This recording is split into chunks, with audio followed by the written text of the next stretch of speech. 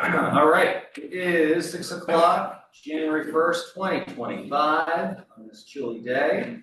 Draw a motion to accept the agenda as written. So Ms. Conley. Second by Ms. Gilmore, all those in favor? Aye.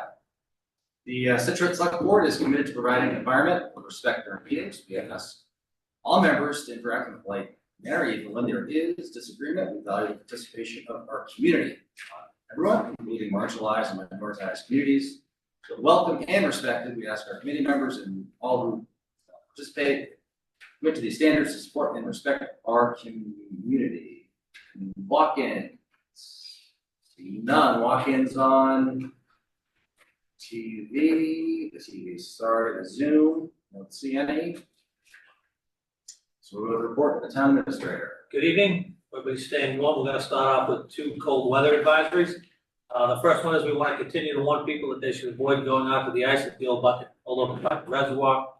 We've installed the aerators in the pond to keep the water from stagnating, to improve the water quality going into the reservoir and the plant. The action of these aerators impacts the ice forming above, makes it thin. That means the ice in the center of the aerators is going to be dangerous for people to be on. Please avoid that. We do have a sign up. Kevin, we've got the regular signs in yet? I believe the posts are going in. I don't know if they got the sign up. So we have the message board down, and we're putting up additional signs, wanting people to stay off that ice. And speaking of the cold weather, we are on a weather pattern that's bringing us the coldest weather of the season. Wind chills today and tomorrow could be below 0. So residents should limit their outdoor time as much as possible, as well as their pets' outdoor time, and take steps to avoid frozen pipes. We post an update on our website. If you have an outside wall with pipes on it, you should open the doors of the cabinet. If necessary, the water dripping, and avoid turning your heat way down at night, because that loss of call for the heat can leave the pipes freezing up. So we have that on our website. Just be careful the next couple of days, checking the neighbors if necessary. Water treatment plant, we continue to work on the foundation, putting the rebar, the installation of the concrete. We are doing installation of subsurface utilities. We're going to do a couple big pours this week. Those might be pushed off because of the really extreme cold weather. They can pour in the cold, but they are taking into account that it's going to be really cold this week. So not a whole lot going on, but we'll keep an eye on that. If everybody's interested, the Mordecai Lincoln auction has been published and is available online.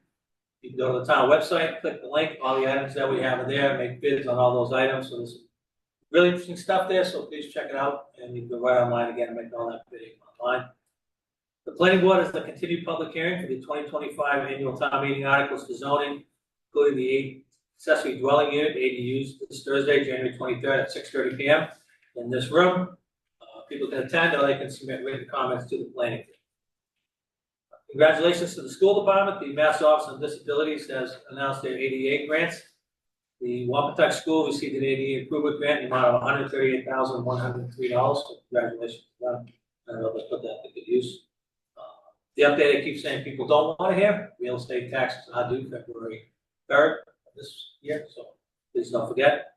We want to remind people from the last time the South Shore Vote building project vote is this Saturday from 9 a.m. to 5 p.m. in the high school gym. The town has put information about that on their website.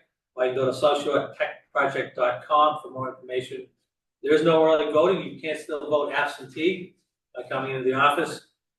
Mail-in voting has passed, so that's no longer available.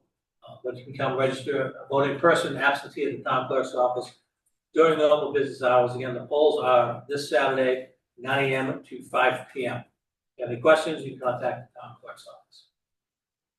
The Historical Commission is preparing a historic preservation plan to guide historic preservation efforts throughout the town. The plan will address how Scituate's historic buildings and landscapes strengthen our identity, character, and quality of life. Join them to discuss Scituate's historic resources and approach to historic preservation. They're hosting a community workshop on Wednesday, January 29th from 6:30 p.m. to 8:30 p.m. at the Scituate Town Library. At the workshop, they'll provide an overview of the planning process and a summary of what we've learned to date. Most important, they wish to participate in a discussion with you about priorities and opportunities in community character, community development, education, and the stewardship of our historic and cultural assets. The goals will create a plan that is customized to Scituate interests. The conditions need to be implemented cooperatively by a variety of local stakeholders. If you need additional information, you can contact Doug Smith, the Historic Commission Chair, at DJS 545 DJS at horizons.net. Woods Walk Golf Course is now open. It was busy this weekend with a lot of sledders, but it's open for walking, sledding, and other activities. We ask that you please have your dogs on a leash at all times, avoid walking on the greens or sand traps, and most importantly, pick up after your dog. There are barrels in the parking lot. Have a great winter. I think people were really having a good time the other day, so please get out and enjoy Widows Walk until we open in the spring. Finally, the food pantry, they continued most needed items: John spaghetti sauce, applesauce, decaf ground and decaf instant coffee, microwave popcorn, low sugar cereal, shelf-stable juice, apple, cranberry, and fruit punch, flavor mushroom soup, canned hash, spam, and artificial sweetener.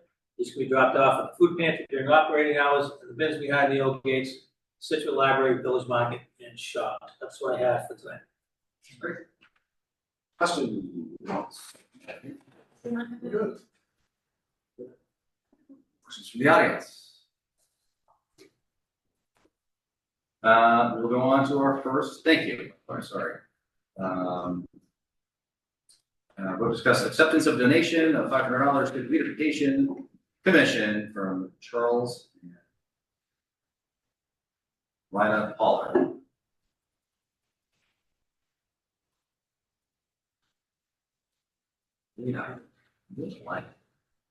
I was going with Lena. We destroyed the poor woman's name. Sorry. But we do want to thank them. This is an annual donation they make to the Beautification Commission, who, as you know, are very thrifty with their funds, and will spread this $500 as much as possible. It's fabulous, as always. This is an unrestricted donation. Correct. Right, which is always great. I put a pitch into anyone who would like to give us money that we can use the way we should use it. So many times people give it with a specific request for what we do, but for unrestricted funds for anyone who can raise requests. So thank you very much to Yes, thank you. I would just say the beautification commission does a lot of work that nobody really notices until you're in the middle of spring and you turn around and look at how beautiful things are. And so it's a very nice gesture from the Pollards. So all I can say is thank you. It's great for the town. Thank you. Take a motion. that. Move to accept Okay, the $500 donation for use by the beautification commission. Armstrong, seconded by Second. Harrison, all those in favor? Aye. Aye, it's unanimous. Thank you to the Pollards. All right. Now we're moving on to budget presentations for FY 2026. We're starting conservation. Jeff, great. So. How are you? Yeah. I'm good. Don't have anything too exciting, just it's salaries and office supplies, but I mean, that's the not fun stuff. Yeah, love to hear, obviously good, bad, and ugly, but kind of a little summary of something, love to hear the accomplishments, or some of the different accomplishments we always kind of get to hear about, but maybe kind of want to highlight. Yes, we did do some maintenance on several of the access paths to get to some of the trails over at Clap Road and Hollow Crest, and then fixed up some of the trails at Driftway.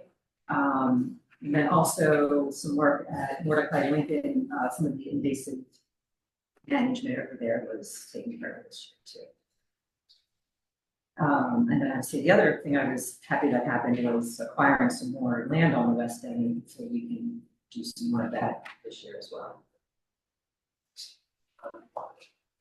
Which is pretty flat, as we discussed. Right. Do you have a question? I'm sorry. I just had a question on the funds for managing the trails and maintenance, and where are you with that as far as, you know, like, what was it, 30,000? How much was It was 35. 35, sorry. I have that we've spent about 27,000 of it. Most of that was at Driftway, Right, and then the other places were putting in some culverts on the access roads, Clap Road Trail, right. Holly Crest, Higgins, and then Border Street, mowing the field. So you spent 27 at the halfway mark? Is that? A little bit more. A little bit more than 27? A little bit more Or than a little half. bit more than 20. Okay, a little bit more than that, okay. So do we anticipate 35 is a good number for an annual amount? I would say yes. I mean, especially if we have years to spend it, we're not spending that necessarily in 1 year. It is 1 year, right? No, it I rolls thought from it year was to year. 5 years. Oh, this one rolls? Yeah, it was approved in fiscal '24, it's still not fully expended. Okay.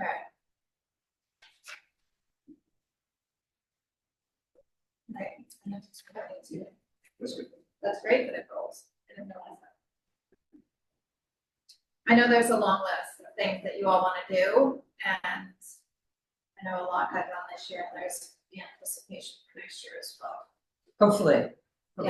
And there's definitely some, like the driftway, there's definitely something to be done.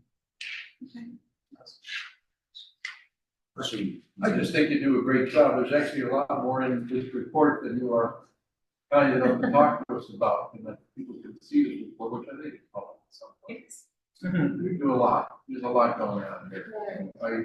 Well, it's an active commission, that's for sure. They're gonna get a lot done, so. So thank you for your efforts. Well, I'll ask the question. Do we have an estimate of how much money is owed to us by people who have been out of compliance or fined by us? Is there, we seem to keep track of everything else, and I'm just curious how much money is out there that we should be collecting that maybe.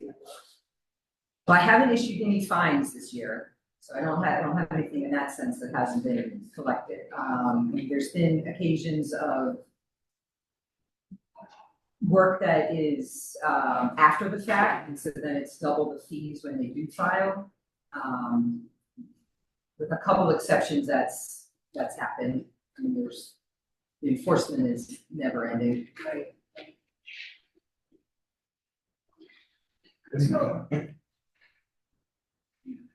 Hey, Brian, are you talking about fines that should be issued or fines that were issued and nobody paid? Well, both. Okay. There are some long outstanding issues, I think Frank knows what I'm talking about, where people have not been in compliance and they're not paying, but There's a couple of projects that had orders that included certain work, and it hasn't been done, and it's difficult because the ownership's moved on. Yeah. We've discussed this, and I think, you know, it sort of got brushed off, or because other priorities took place, and we're talking about this again, and I think we're gonna try to circle back, and at least address a couple of the more flagrant.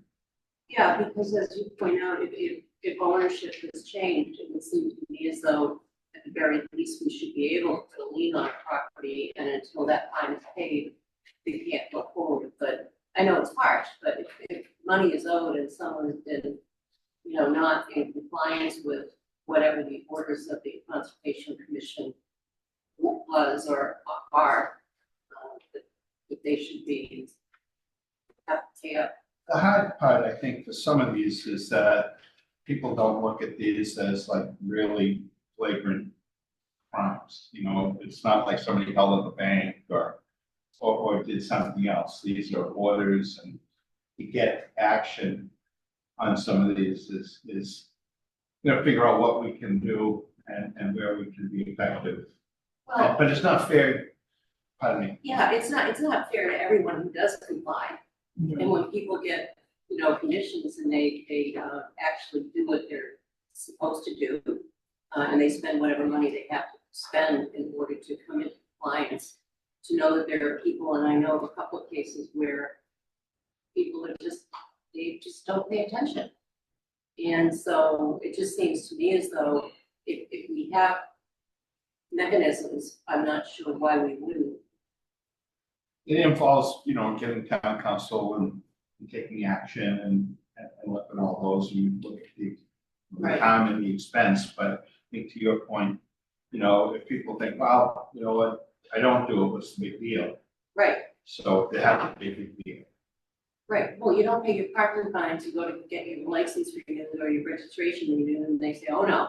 You don't get You your. know, so, and I know we do put liens on property if people don't pay their property taxes, or if they don't, you know, if someone else can come and put a lien on a property if they haven't paid their bills, what they call them, mechanics liens and that sort of thing. So I'm just curious as to, you know, how aggressive we're being in terms of going after people who are egregiously ignoring Conservation Commission, because you guys spend a lot of time, you know, talking to people and looking over plans and trying to make sure that people are in compliance. And if other people are in compliance, then everyone should be. So that's my lecture today.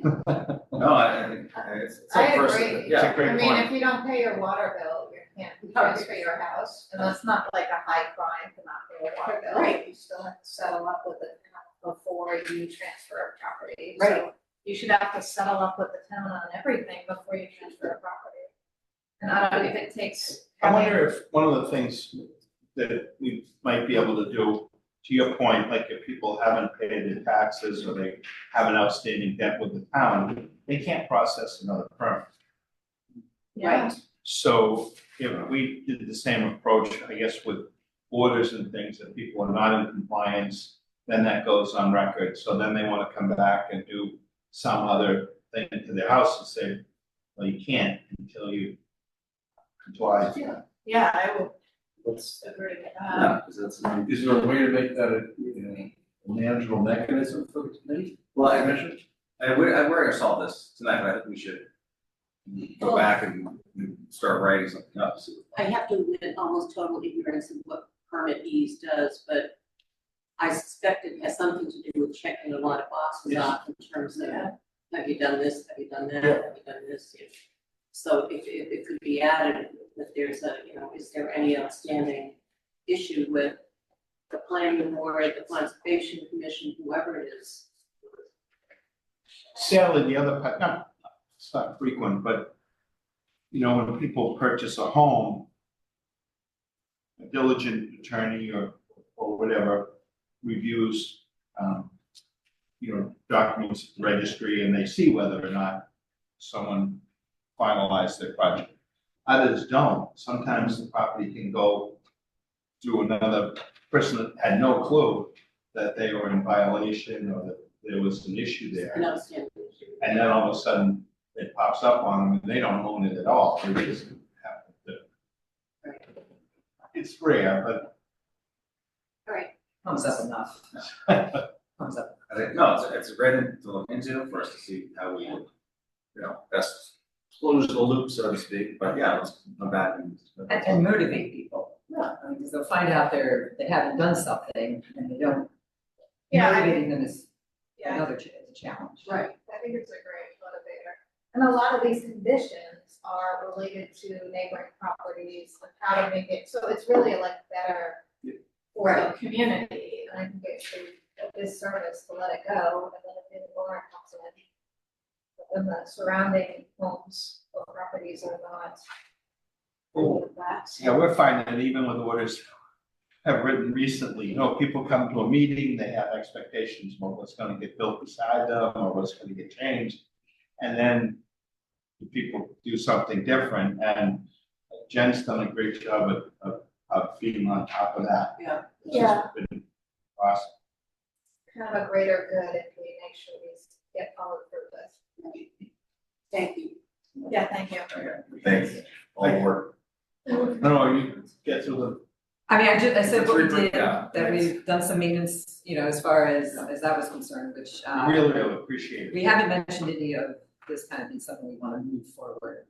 Driftway Park monies that we've received, we've put them, I think, to really good use, and I truly appreciate that. And I just have to give kudos to Jen and Josh. I mean, I'm very excited and happy with the way that the commission is moving forward. And we're getting at things that probably we didn't have an opportunity to do as frequently. And, you know, we get great volunteers. on the trails work and things like that, which have been awesome. We've got another group doing the gardening, which has started to really come on its own. And then, we're hoping to circle back to some of our forestry. We had a inventory done of our forests. Now we have to implement some sort of program for that. So the good news is we're getting the things that we really haven't seen, and through the support of you folks down, DPW. That's great. Administration. The state, I mean, yeah, the state of all the trails, it's, right, it's a noticeable difference. We're so fortunate to have a lot of great folks working on it, and the support from the towns. Well, thank you so much. And we have to figure out, I don't keep it, but we are down a member, so we'll have to start to work on that. All right, so anyone at home, start thinking. Great Progress. committee. Thanks so much. Thank you. Thank you. All right, planning.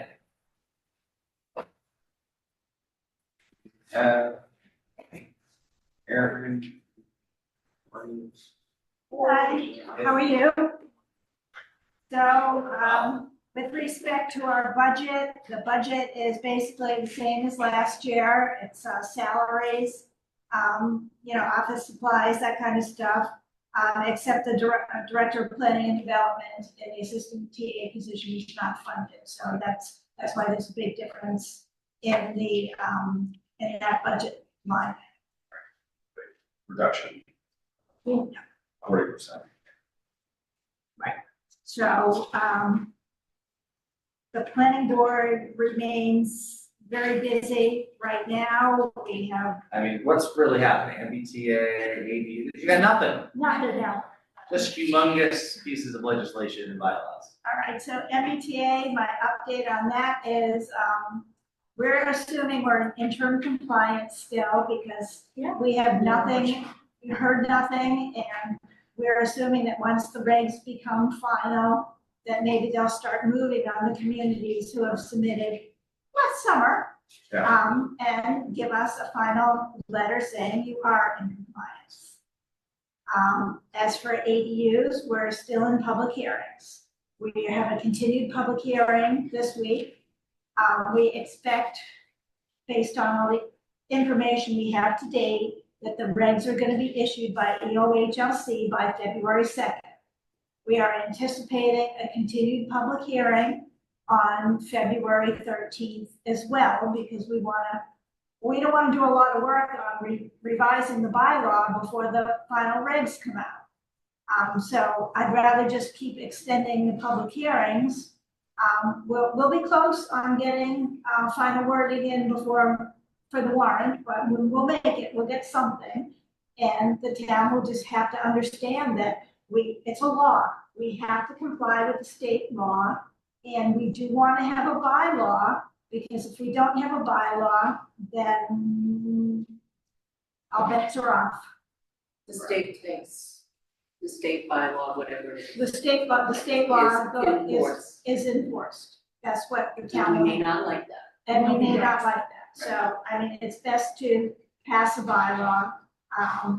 We have some issues in the bylaw that have been identified at the public hearing. We intend to address them this week, head on. This was raised at the last hearing. This is what we're going to talk about before we take new public comment. But this is why we have public hearings. We had a public workshop in December, which was very poorly attended. And we've been talking about this bylaw since August, when we first found out the regs changed. We've involved a number of people from town hall, and so people have been involved in the process. And because you sent out an email, we ran a ton of people who came to the meeting, and I specifically asked, are you here in response to the email? And they all said yes. So the email blasts work. Yeah. Very good This is- attendance. This is a hugely consequential bylaw for us. Probably since 40B. And I think it needs to be made abundantly clear, this is for long-term housing, we're trying to solve a housing. Well, that's what the state says, we're The trying to state says. solve a housing. So we're working on it, and, you know, along with our regular workload of multitudes of projects, which also are coming. So in Scituate, soon 725 days. Keep thinking of that number, getting off the top of my head. I know, I think that's. I think the number's wrong now. 700 and something days. I need to count this. No, they get the village, it's 700 something. It is. Those, I mean, we already have a lot of those, but there's gonna be a lot of work there too, so there's a lot. And I know enforcement, enforcement still an issue, but there's, again, there's a lot going on, so. There's a lot going on. We have a couple of schools, we have, we're getting new projects in North Scituate all the time. We still get projects in Greenbush. You know, we have a number of units. We have almost 87 units that have been approved and not built.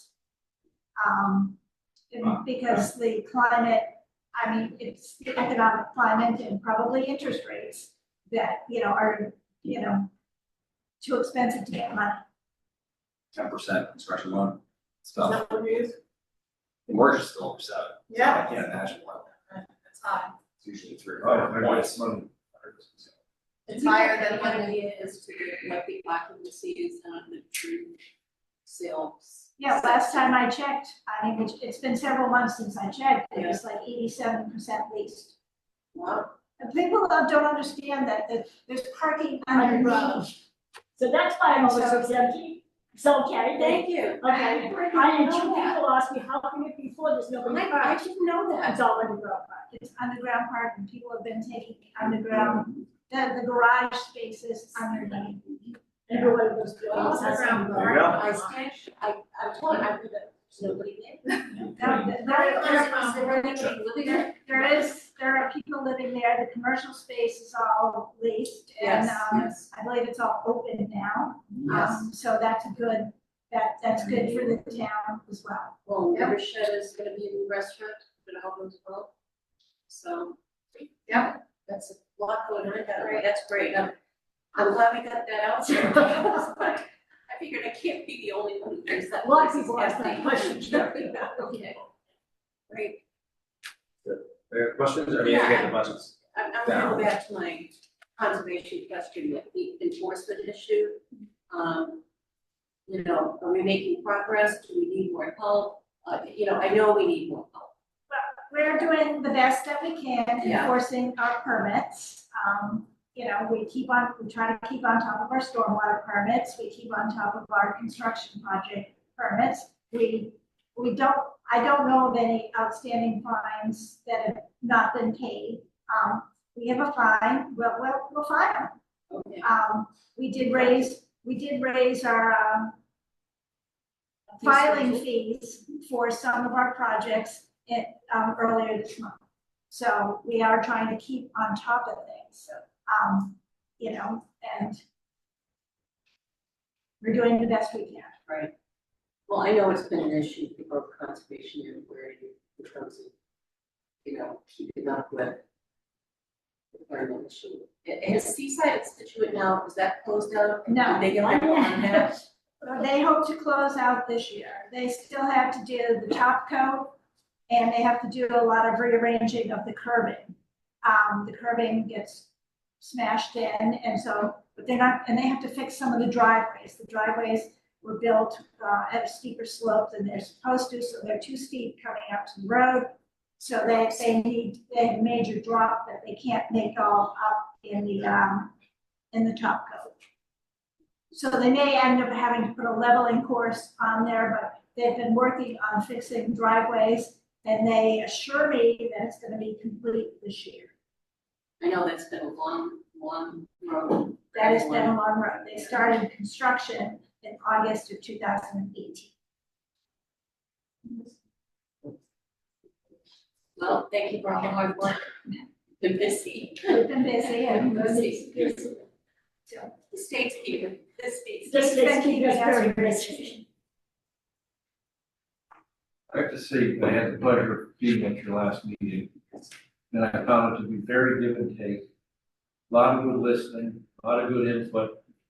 And everybody was respectfully considered, but it's a very potentially kind of tense subject. So my hat's off to you for the level of professionalism. Really. Really. It's a delight. I look forward to this week's meeting. We look forward to Save a lot of seeing fun. it. Save a lot of fun. All right, and yeah.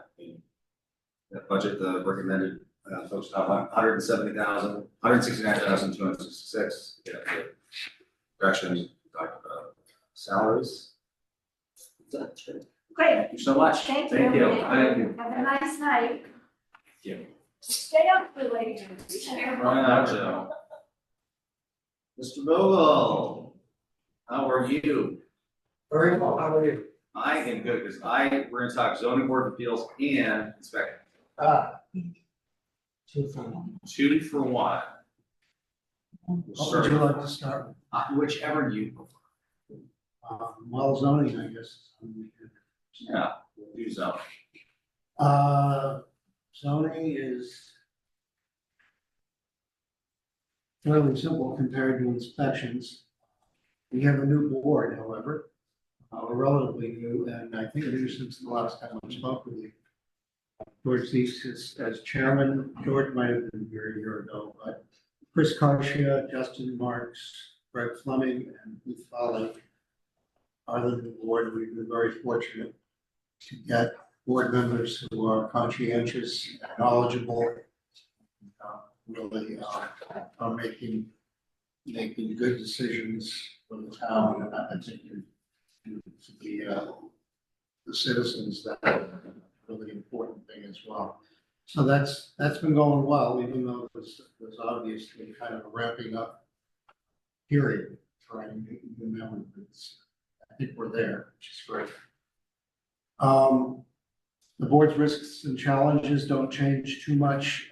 They need to create an atmosphere of inclusion, as was just mentioned, good listening and good speaking as well, and to make well-reasoned decisions based on our zoning bylaws, state regulations, case law, that will, if they go to court, we haven't fortunately had that situation in a very long time, but it will stand up to that scrutiny. I'm glad to see that going on. A risk or challenge, I guess, in the coming months is likely to be their management of a couple of 40Bs that are coming along. The zoning board's charged with sort of directing the permitting process and public hearing process, and finally coming up with the conditions that will govern the development of 40B projects. So the one on Old Oaken Bucket Road seems to have come back to life. That I believe is under new ownership, but they're before the Conservation Commission presently. So that means they'll be before the ZBA fairly soon.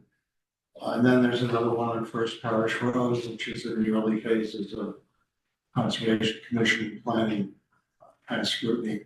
But if that does fly, that'll be with us certainly before the end of the year. Budget for the zoning board is mainly staff. We have Hap Clerk, zoning board secretary, Elizabeth Howie, who's been great, I mean, just really good. And she splits her time between zoning and building. The rest of it is supplies. And the board's budget really hasn't changed from last year except for contractual upgrades. And that's really the story on zoning. Yes, I mean, the budget basically flat ranking, contractual agreements, $150 for paper, which I can find them. Right. Office supplies, staples, makes sense. Lots of envelopes. Lots of envelopes will be more. We do have a little bit of education in there too, and board members have taken advantage of that. There's online education in the process of being a zoning board member as well as face to face. So some of that's going on as well, which is really good to see. That's great. Yeah. Because it is, and I mean this with love, it's zoning can be a bit archaic and difficult for folks. You know what I mean, right? So it's good to have that education component that's out there, which is fabulous. And Questions? is there's money in there, you mentioned the 40Bs coming around because you usually have someone that assists with that, right, does a separate review, right? Yes, correct. So that is included in here, No. Or not not. at this So point. if they have a review engineer, that's paid for by the applicant, right? It is paid for that, okay, yes, and then legal comes out of my budget. okay, so that's. So we don't cover, Okay. we don't cover them per se, so. Okay, so I thought that was a very good thing to have happen. Oh, yes, That we definitely independent need review. both of those things, Yes. and we certainly will avail ourselves of those resources. I didn't know. Questions? I'm fine, thank you. Great, thank you. Fabulous. Inspections. Inspections, buzzing along as we're always buzzing along. I look at my screen every morning and typically on the building permit application side, there's 60 or so permit applications in the queue at any given time. And then we have electrical, gas and plumbing and sort of miscellaneous things like tents and that sort of thing. So we're definitely busy. The new software that we implemented a couple of years ago has been tremendously helpful, not only in processing the applications, but in keeping records and keeping our data that doesn't now have to be reduced to paper, and we have to find a place in the filing cabinet. At one point, we were in such straits that you couldn't physically get your hands in the filing cabinets to pull out a jacket without breaking your fingernails. That's gone away. Elizabeth, among other things, has been doing a great job of culling the files and digitizing them. So in spite of the fact that we didn't go forward with the kind of main digitization that we talked about for a few years, that's actually happened at a slower pace, but it's actually happened. So we're gonna end up with a digital record of at least most of the files eventually that we have in the office that can then be searched by address or several other methods, which is far beyond what we can do now. So that's to me, that's pretty exciting. The other thing that's happening is the state has just passed and will implement as of June 30th, the 10th edition of the Mass Building Code, which corresponds to the 2021 International Building Code. So that's still based 2021, but previously we went on the 2015 International and the 9th edition of the state. So it's a comprehensive change to the codes that we need to enforce. A lot of it's minor, a lot of it's pretty incremental. One thing that I would say is not is the energy efficiency component, which is going to revolutionize new home construction pretty much everywhere, almost everywhere, but certainly here in terms of energy efficiency and how tight the building has to be, the insulation values, requirements for example, having a car charging outlet available, solar readiness, all kinds of things like that. So there's a whole spectrum of new regulations that we'll be enforcing as of June. There has to be solar readiness. Yeah, the readiness part is not as great as it sounds. It has to have a certain. It's the roof to like sell or whatever. Well, It's typically, difficult, yeah. it's interesting, but every time we get a solar array application for an existing roof, they have to do an engineering study, of the roof structure, and then an engineer has to stamp and sign a letter that says basically the roof structure can support the new loads of panels. I haven't seen more than half a dozen in the whole time that need to be reinforced. So a typical roof can support a solar array without any changes. So that part of it probably doesn't change that much, but the internal circuitry of the house, the capacity of the panel board, you've got to have conduit, even if you don't have the wiring in the conduit, the pipe's got to be there to run the wiring, that kind of. So it's quite a lot to it. It's crazy, huh? Well, it is. It is. I wanted to run fiber in my house 30 years ago, and they're like, no. I said, but, you know, Yeah, it was crazy not to, but they didn't do it. right. Now, everyone's fiber, Now, I mean, if you supply the conduit, all you gotta do is pull the wires. There's no trick to that. It is estimated that this will increase the cost of a new home, several $1,000s. Which is kind of the way it goes.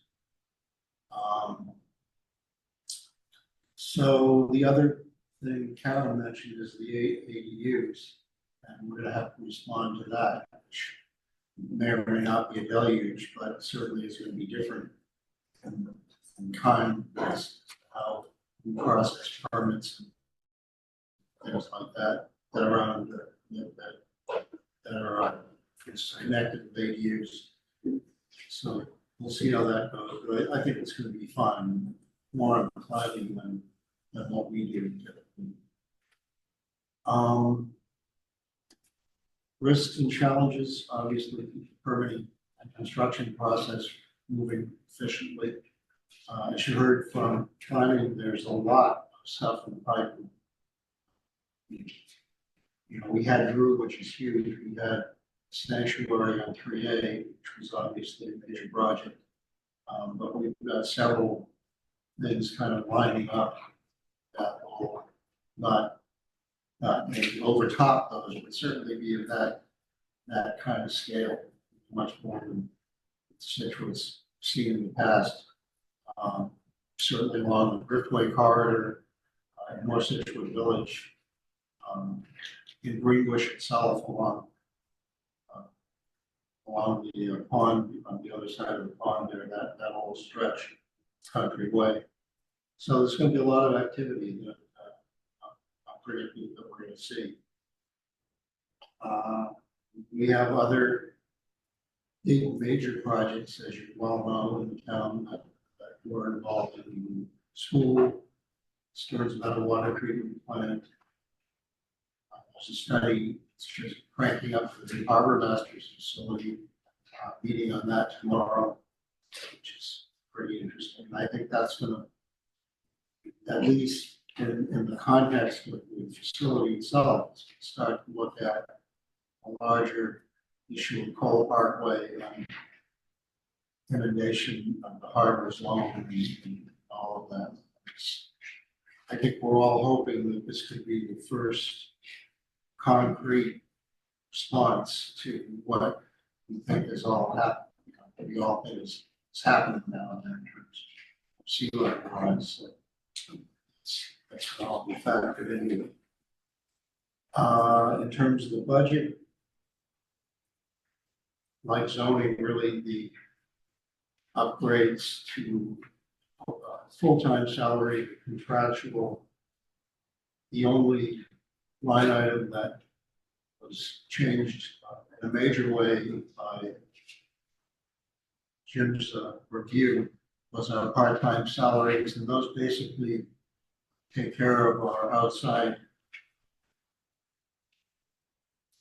inspectors, people who have to do the actual on-the-ground inspection and approval of work.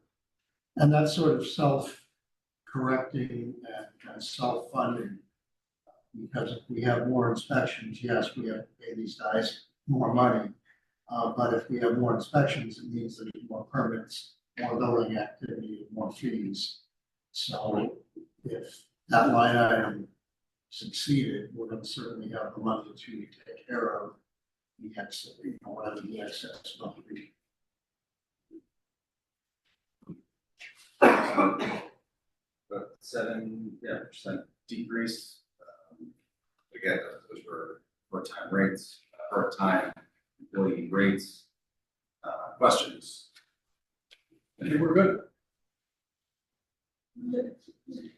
We had somewhat of a discussion last year, I believe. Rates for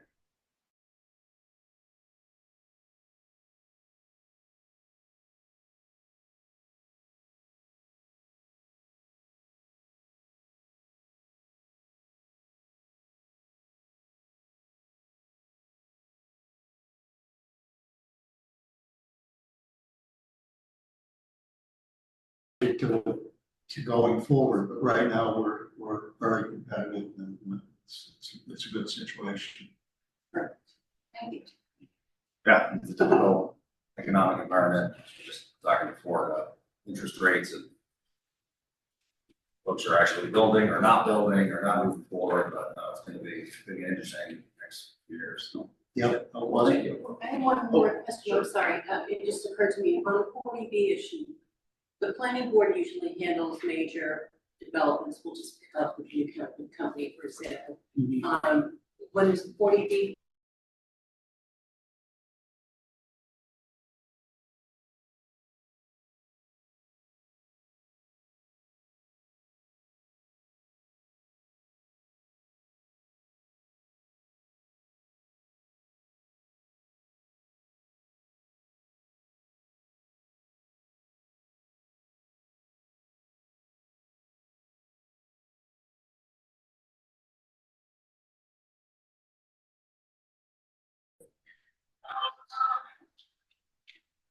All right. We're also recording. Yep, sorry, folks, we're just having some technical difficulties here. You're fine, though. Continue. We need a click okay on that. It was okay. Oh, I couldn't get on fast. All right, thank you so much. All Thank right, you. Thank you, everybody. Have a good evening. Next up, Gina, we're talking about development. How are you? Budget first, and then we're gonna talk to state of review. Yes. This A lot is community. of this is good. Yes, you're lucky. You get 4 EDC people tonight. So you have me, It's all, yeah. Gina Savage. I'm the current chair. We also have Susan Dayleader on Zoom. She is our treasurer who just wanted to make sure she was here. Hi, Susan. And then Grace and Barry will be presenting. Excellent. Yes. So please don't get sick of us. So the tentative budget for FY 2026 is $46,000, similar to prior years. And I just kind of wanted to touch base and just let you know that over the last few years, the EDC has really been trying to change our approach to how we use our budget. We're taking a more proactive approach as opposed to a reactive approach. So the 2 big steps that we're doing for that are we established a grant application program. I think that's for the business survey. Yeah. Is a grant application program. So we put together a form so that now when community groups are looking to seek funding from us for marketing or for police and fire and things like that to support their event, now we have a streamlined form in process. And we also have started setting priorities for bigger ticket items at the beginning of each fiscal year. So this year and next year is focused on marketing. So we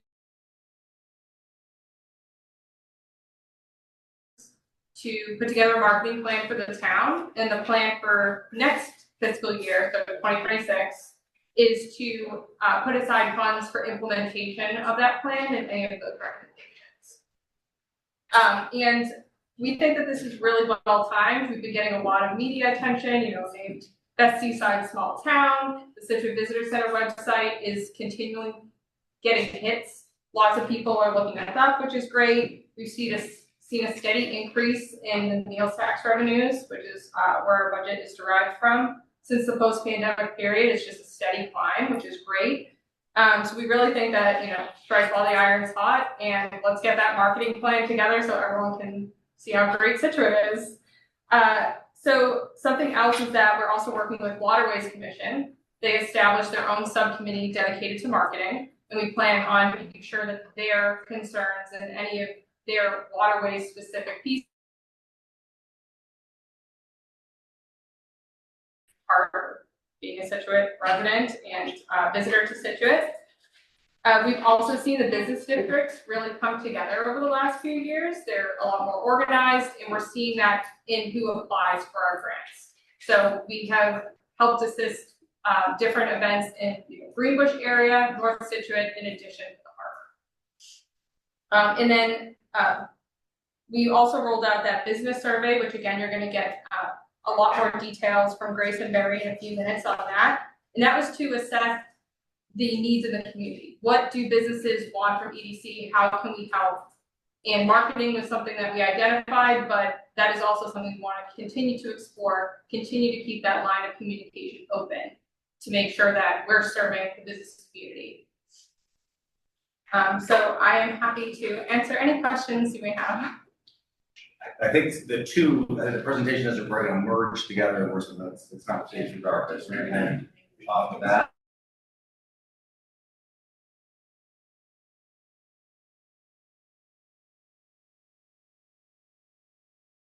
To applicants for EDC grants. Susan, do you have the exact number? I don't have it in front of me. I believe it was. How many grants we, Yeah. Yes, for last Hold on year and one this year. give me a Yeah, second. we have an Excel spreadsheet. I want to estimate, I think 7 or 8. Oh, that's good. And then, as I said, we always sort of earmark funds for different things. So this year and next year is marketing. Another year, EDC funded part of the commercial for the town. So I guess maybe I would ask, Sure. how do people know how to get in touch with you about, what you might consider worthy of a grant?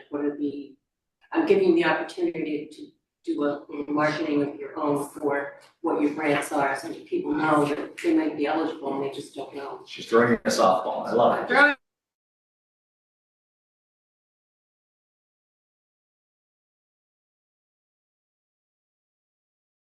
You have a project or if you have an event that you are interested in, to come and talk with us.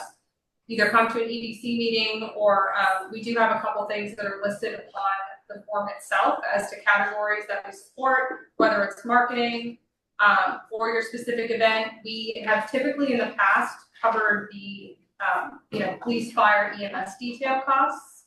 However, we have found that a lot of the time that's the only thing we're requested to cover. So we're trying to shift that a little bit so that we earmark funds specifically for that, because there are necessary costs for these great events to bring people to town. But EDC also has a lot more to offer and value when it comes to marketing and communications and getting the word out there. EDC has also funded, projects like contributing towards the North Scituate train canopy, and not beautification type projects, but I guess beautification adjacent. So if any of that sounds like something. I have the numbers if you want them. Sure, Susan, let's hear Okay, it. I'm sorry. And I'm sorry I'm not there in person. I don't want to infect everybody. So we received, and this Thank is just fiscal year 2025 so far. Heritage Days, we received Scituate Visitor Center, the marketing firm, hopefully that's to be determined what that cost is going to be, the holidays in the harbor, and North Scituate merchants. And last year we funded the St. Patty's Day Parade, so we welcome them coming back to us for money. As the sister cities also requested money for us, and then Stride and the Scituate Unity Council when they showed the American Fiction event.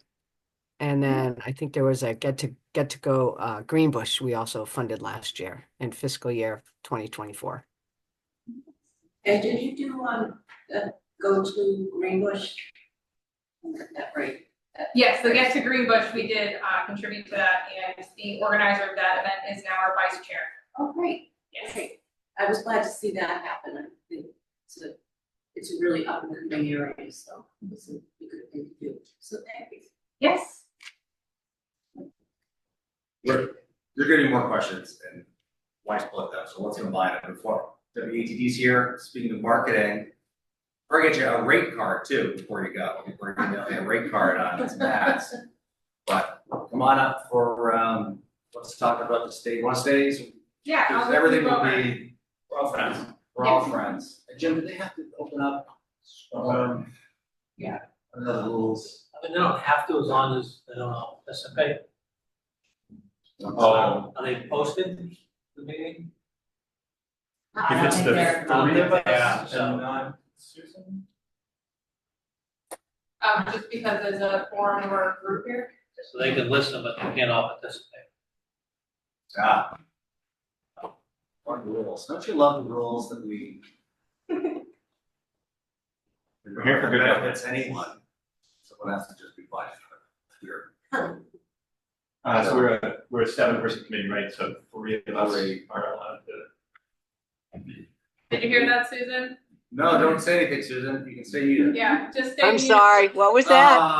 No, just stay muted. You have to stay muted because there's too many of us here. Okay, All right, there we go. What's that? Sure. I'm Barry Kurland. I'm on the Scituate EDC. And I'm Grace Gardner, also on EDC. And so it's been about a year since we've been developing the State of Business Community Survey for the town of Scituate. We were assigned as the EDC Communications Subcommittee because the EDC has been hearing from some of our liaisons that they were just trying to understand what's going on around town. We also had the sense that in the EDC, we wanted to make sure that our mission was being served, and how are we serving our mission if we're not understanding what's happening at the business level. So we, and I believe that we shared an updated copy of the survey that the survey result that everyone has. I apologize for that. I think Seth has the. That just got an updated version. Oh, so okay. that's just give us a second to grab it and Yeah. get it uploaded and share. And so that's definitely of what we decided is that the last time that we presented this was about an hour, and we thought, let's not take that much time.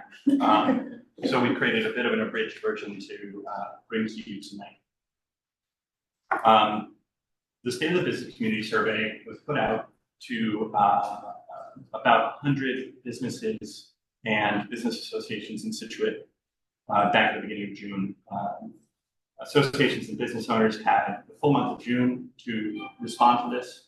It was our first effort. So we had sort of a bet going between ourselves as to how much participation we might get just coming and saying, hi, we're the EDC and we'd love to understand about your business. In the end, 27 respondents from these 100 did respond. We had 4 in-depth interviews with representatives of the Select Board, the Chamber of Commerce,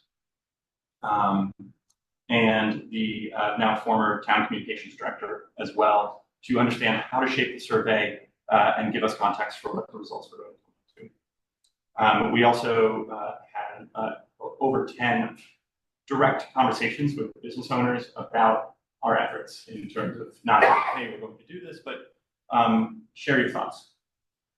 From that, we got our results and we really dug into them. And one of the things we really tried to do was to make sure that we were not leading the witness, as it were, right? Like, let's really understand, warts and all and strengths and all vision of Scituate.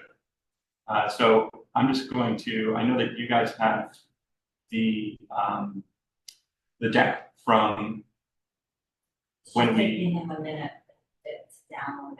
Yeah, no worries. I know you guys have the deck from, and I assume you're looking at the deck from September. So I'm going to direct you to slide 4, where it describes who our participants were. As is clear, 27 is not the amount of businesses we have in Scituate. So what Grace and I really wanted to do was understand how representative was the sample. Where can we find strong recommendations that are coming out of this? And where are we learning learning about Scituate, things are coming up where we're going to have to follow up with future surveys, more work from the EDC level. 27 respondents thankfully had a really broad-based subset and representation from industries. We had the most representation from our arts, culture, and entertainment businesses. There were 6 of them, 5 from our shopping and specialty retail. I'm going to move now towards percentage. That's 19% from shopping and specialty retail. 11% of our respondents were from the restaurants, food and beverages. Business and professional services was also 11%. Pets and veterinary and healthcare were at 7%. And overall, we had 12 industries represented in our responses. So we ended up having a broad swath that was able to give a representative, or what we felt was a representative voice of Scituate's businesses coming back to us. Geographically, we had a similar field. Greenbush had the strongest response, and perhaps that maps to a very strong EDC liaison program in Greenbush. 11 of our respondents were from Greenbush, 8 were from the harbor, 5 identified as facing the harbor side, and the other 3 identified as facing Front Street. In North Scituate, 5 of our respondents are located, and then other areas were 2. I will note, and it's one of the things that we would like to build on next year, is that we would like to see more West End and Hummerock representation, and that's something that we're going to work on to make sure that those voices are represented in the town for this meeting. 52% of our businesses that responded are over 10 years in age, and 22% are under 5 years. So we really had a lot of representation from the businesses that have the most sort of invested in Scituate, both in terms of we're new, we want to grow, and we found that businesses that have been around for a while were really interested in leaning into understanding what's going on in the community.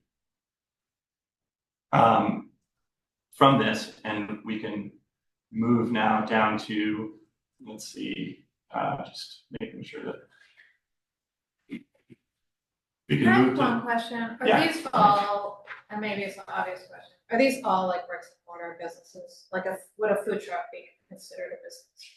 Food truck would be considered a business, but the businesses that responded were bricks and mortar businesses, except for the 2 that did not identify as business district, being in a certain business district, which were businesses run from home. Okay. So those were services businesses. We offered anonymity to our respondents, and so we can't tell exactly who was responding. Okay. But just from context and really diving into the data, it's pretty clear that we have mostly bricks and mortar. Thanks, Seth. If we can head down to slide 5 in this deck here, these map mostly with what your presentation is, and we'd be happy to share this and some more concise information after this as well. If we can go to the next one, that'd be great.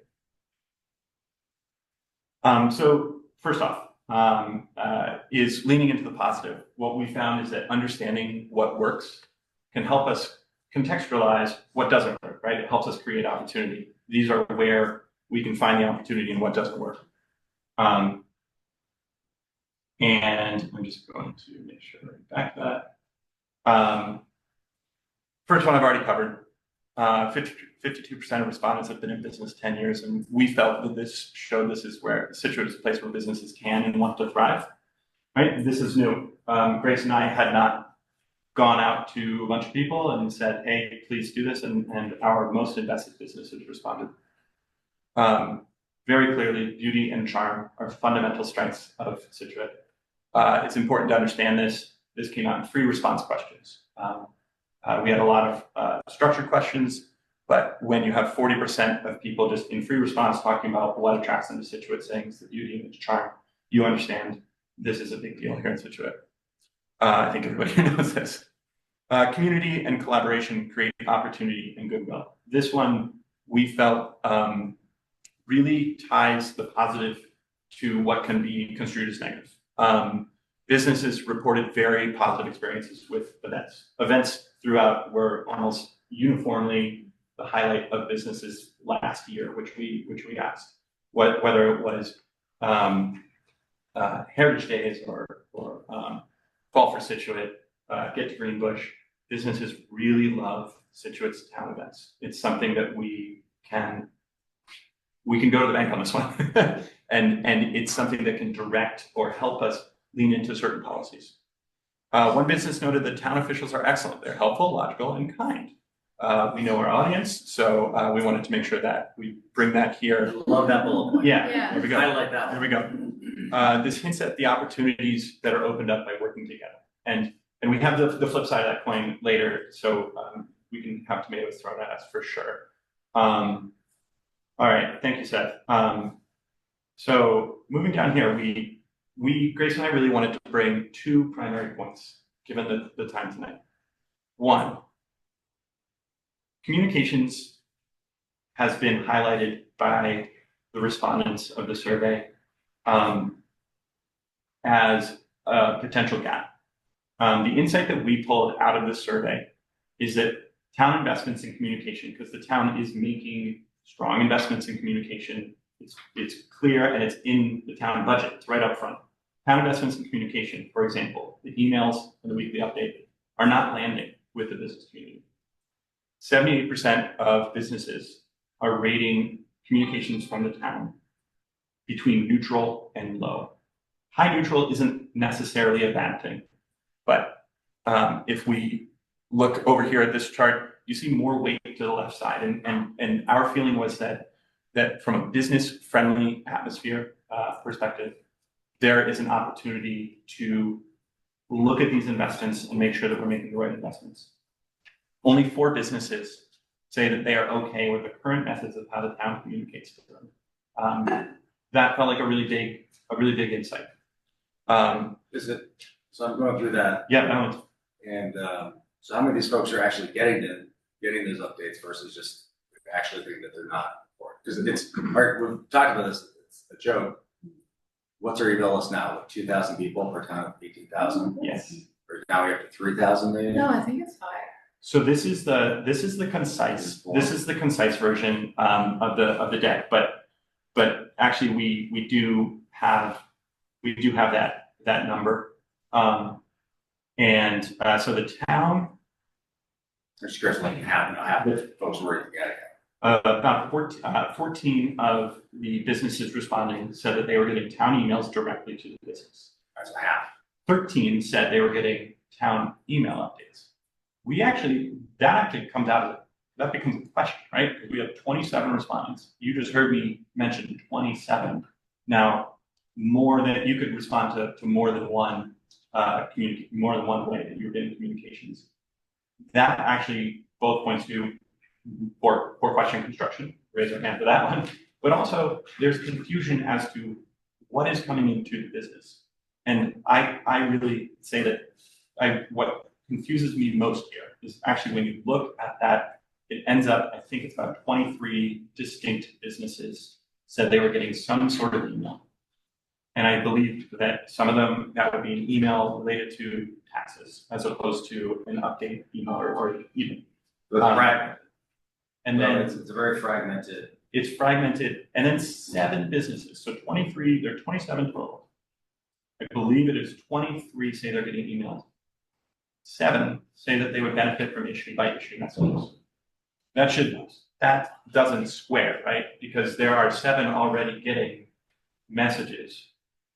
Out of those 7, at least 4 are already getting messages. What's coming through here for us is it is a confusing environment. There's too many channels.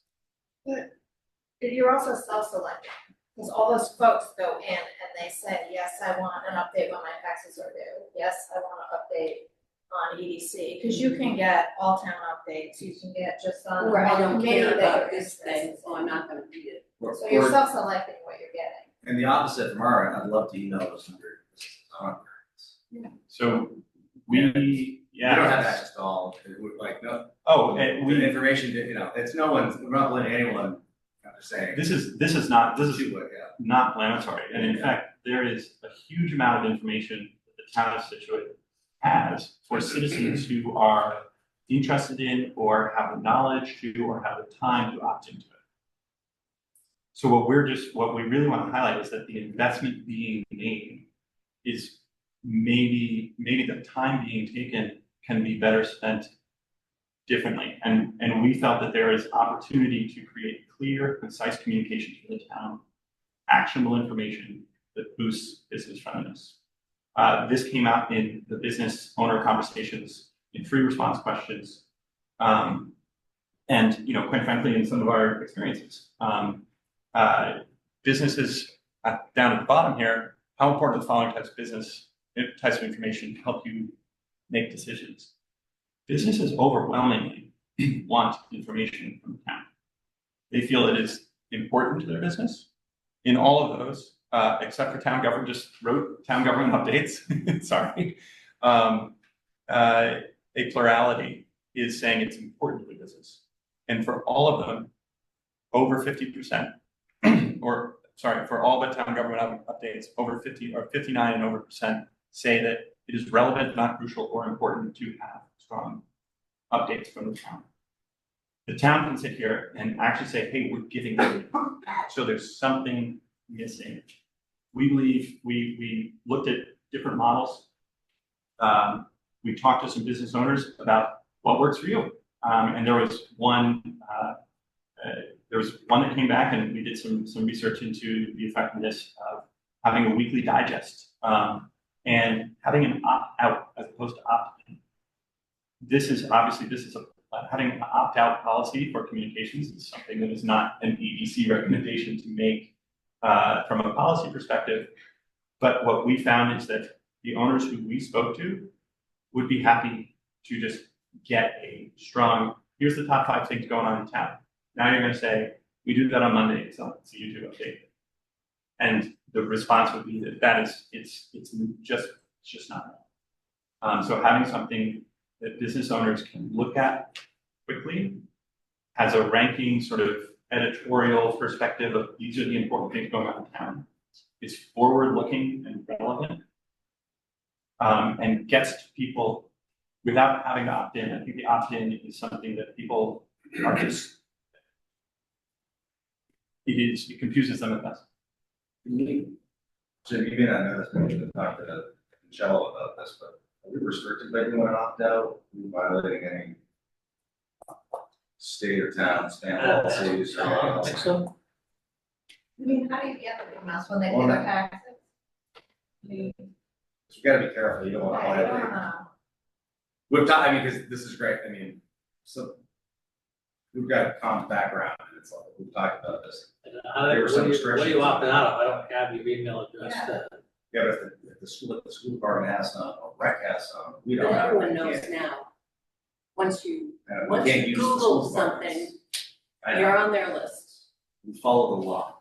I just like to, did Yeah. anyone mention along the way the lack of the diminution of local news coverage? We are so lucky to have WATD still standing, but the Globe used to cover Scituate as part of the South Weekly. The Mariner clearly was a weekly newspaper. The Patriot Ledger used to have pretty robust coverage, although they've really, fallen apart over the past probably decade. But it's tragic, in my opinion, what's happening, because what some of your business people are saying, they want a local newspaper or a local media outlet that is not Facebook, where everyone gets on and they rant and they rave and they go down the rabbit hole. They want a source of information, what's going on in town this week, what's happening in terms of events, what's happening, what's the local government calendar, what meetings, and we do our best with our weekly news update, but it doesn't substitute for a local newspaper. It also has human interest stories in it, what's happening with your neighborhood, with your neighbors. Always happy to read the police blotter, I mean, so many functions that local media coverage is nearly gone. And so, and to expect government to step in there is probably a bridge too far, in my opinion. I don't know how government substitutes for free and fair press. And, so in terms of just communications in general, I think that's a huge problem that every community is facing. Yeah, and I would just say, I don't remember seeing that specifically in this section around communications with the town, and maybe we didn't ask that specifically. It did show up later when we started talking about pain points and supports, and marketing is a big pain point, which we're gonna touch on in a little bit. But no one knows where or how to market these events, their businesses, and who to market to in the absence of these platforms that we once used to have. And so I think that that's how that gap showed up. But in stakeholder interviews, we did hear about that outside of the survey. Yes. Karen, it's a really good point. And one of the things that we sort of struggled with from a data perspective was, how do we separate the two? Can they be separated, right? Sort of a media environment. And what we tried to do was say, okay, what's being done now? Look, we have to be fair to the environment that's here, right? And that's why we asked specifically about, DPW, emergency management, infrastructure. I think, right now, North Scituate with massive infrastructure sort of progress happening. How do business owners understand what's happening, what the implication is, without opting in? And one other thing that we did ask was, how much, or one other option there was, who's getting their information from Facebook. So town Facebook was 7, and non-town Facebook was 3. I think I'm happy to report that business owners are looking at Facebook as noise and not news. And that was a learning for me. But the other thing, going back to the opportunities, the community collaboration, create opportunity, goodwill, we saw a desire for proactive communication, and what came through to us was that sometimes there's a fear of over communicating, and obviously you have to be led by the law, but being able to be clear and concise, I'm not a real expert in this, and certainly being concise, but maybe pulling in some AI tools to be able to craft the message of a top 5 newsletter plus the calendar that comes in the inbox every week, right? And take the effort that's being put into other things and put it into this, so that we're not talking about another hire. We're talking about how to take it for the team big and how to make it more efficient in the acknowledging the reality of the absence of what is a need. I think the weekly update, believe it or not, we've got it down to, I think, 10 minutes. When we first started, it was probably 20 or so. It's a little longer now. It depends, but that's another story. Just telling you, it's Yeah, a that's little longer. That's another story. I guess my point is that I didn't even realize until maybe a few months ago. So I don't know there's underground parking down at the Drew Company, that when they send out the email about the town weekly update, you can click on and say, read it. Which The narrative. I can read it in about, sorry, Jim, 3 minutes, read it. If I have to listen to it, I have to spend 10 minutes. And everyone is always, how can we package things? So I just feel like there is actually a lot of information on a weekly basis about what's going on around town in terms of how it would affect you as a citizen or a business. But if there's only 100 people or 200 people, maybe we just need to do a much more aggressive push at getting people to sign up just for that alone. Because it's getting a lot of information, and you don't have to spend more than 3 minutes. Yeah, but I mean, taking to heart the big takeaway, we'll definitely look into the opt-out. We want to make sure it's great that there's the thirst for that information. Let's move on to the opportunities I think they're blocking, and then also the distant visitor, and also the consumer base. Great, yeah. So I'll just really quickly, sort of, you'll stop hearing my voice shortly. for some of these opportunities and blockers, which we've sorry, Seth, we're making it very difficult for you. We are looking now at communications, business interactions, which would be up at slide 8. This is actually something that Grace and I have thought about a bunch, and I think it's going to go up to slide 8 here shortly. But essentially, we've been trying to hone what does this mean. Essentially, we feel that interactions with business is another type of communications from the town. That's not thought of as communications, but these are really important ways for the town to be business friendly without being without kowtowing to business, right? We've heard that established businesses find Scituate a great place for its beauty history, close to the community, but there's some blockers, and this is where having 27 respondents, there are some weaknesses here. So we want to pull these out as less as really strong recommendations and more as an overall some overall context. So businesses reported dissatisfaction with the process of securing permits. In the survey question that was directly about that, but that was in tension with the positive anecdotes that we heard. And the anecdotes we felt brought the key in, which was the folks who had good experiences speaking to town employees really just had a completely different view of how of working with the town, right? And working with the town feeds into a business-friendly environment that allows us to attract more business, allows businesses to feel like things are going great. And so this is, again, like a low investment, soft finding here is that the communications, the touch points are important. So we'd like just to highlight that. And the marketing part is here. Grace has already brought that up, and we're going to touch on that more. And now you guys are lucky because I'm going to zip it.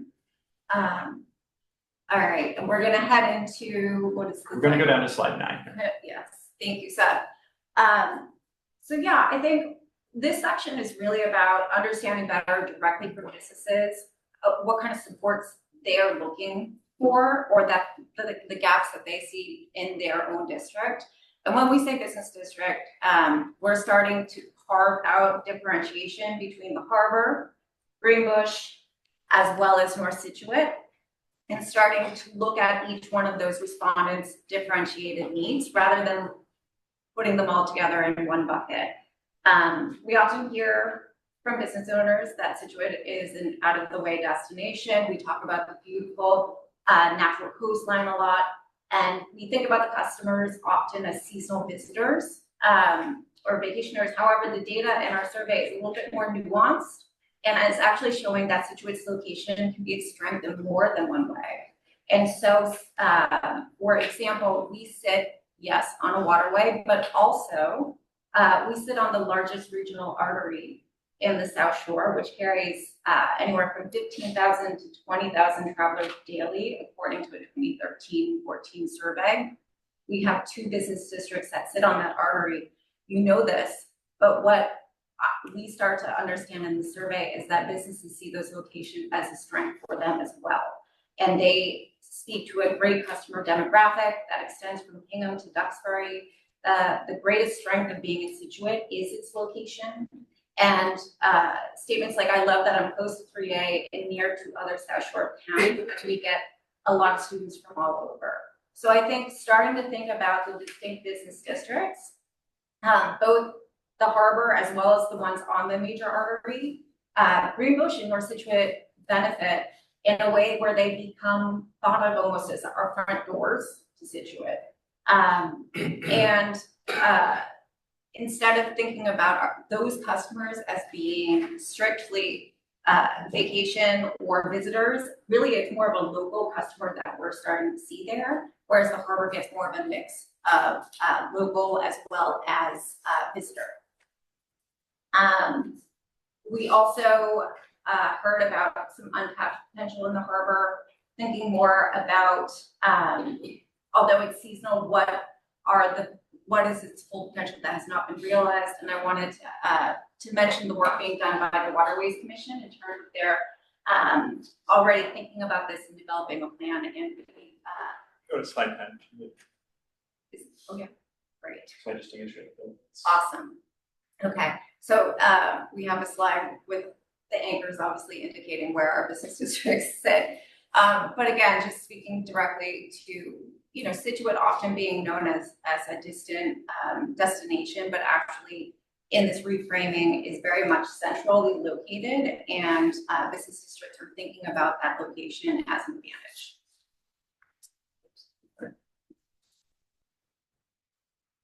I'll kick this one off and then point it to you. I think reframing this discussion about Scituate and its business districts allows us to think about more cost-effective strategies and how district-specific needs can help us identify more strategic supports for them. And so we start to think about one that we hear a lot about, for example, is parking. We hear about parking being an issue throughout Scituate a lot of times. It is a major concern. However, when we start to actually break down what parking means, it is clearly not the same issue for North Scituate as it is for Scituate Harbor. And we start thinking about whether or not parking is actually the issue or whether or not it's actually the village experience visiting that district and what that means. Do you want to break down this data a little bit? Sure, yeah. And so talking about what it means visiting the district and how the businesses look at their own district.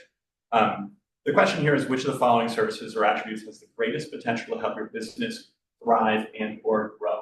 This is really where we wanted to benefit from the perspective of our business owners.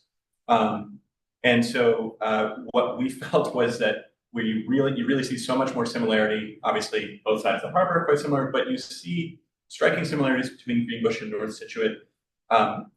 Greenbush and North Scituate, as Grace is talking about, these are the front doors of Scituate, and we have a lot of services businesses here. People come from local areas, they come and they visit, and then they leave. This is a strength for the businesses. It was quite a clear signal that we got. Parking is, in general, okay. We were quite surprised that Greenbush, 45%, sure, not a wonderful number for people who want more parking, but I think that at first we expected that to be higher. And that's where we started to really understand that that's where the businesses are, but they are in this, we're welcoming people and they're leaving, so the stresses aren't there. Whereas in Scituate Harbor, you have a neighborhood that's in a different part of its evolutionary a different evolutionary phase, where people are coming to businesses and looking for an experience. They're going to be staying for several hours. They're going to be hanging out. You're not going to have as much, I'm going to go, I'm going to leave for an hour. You have more competition for parking. That's why you have the parking is more of an issue downtown. Now, we all know that parking is an issue downtown. We're not here to come and tell you to spend $1 billion on parking. However, what this does say is, okay, if we're going to be looking for some solutions at a lower cost, how can we do that, right? Like, we have the bicycle committee is quite active. This directs us to say maybe more bike racks downtown would be something that could start reducing the strain on businesses. Or be able to create a more of a stay and hang out, stay and play experience downtown. And so the internet service stands for the public bathrooms for downtown. There's outliers, right? Parking, internet service, and the rest. All the same story right there. Yep. And then if you go over it, it's actually further down here. It's actually he said, is it possible to scroll down, or is that not going to be able to happen or zoom out?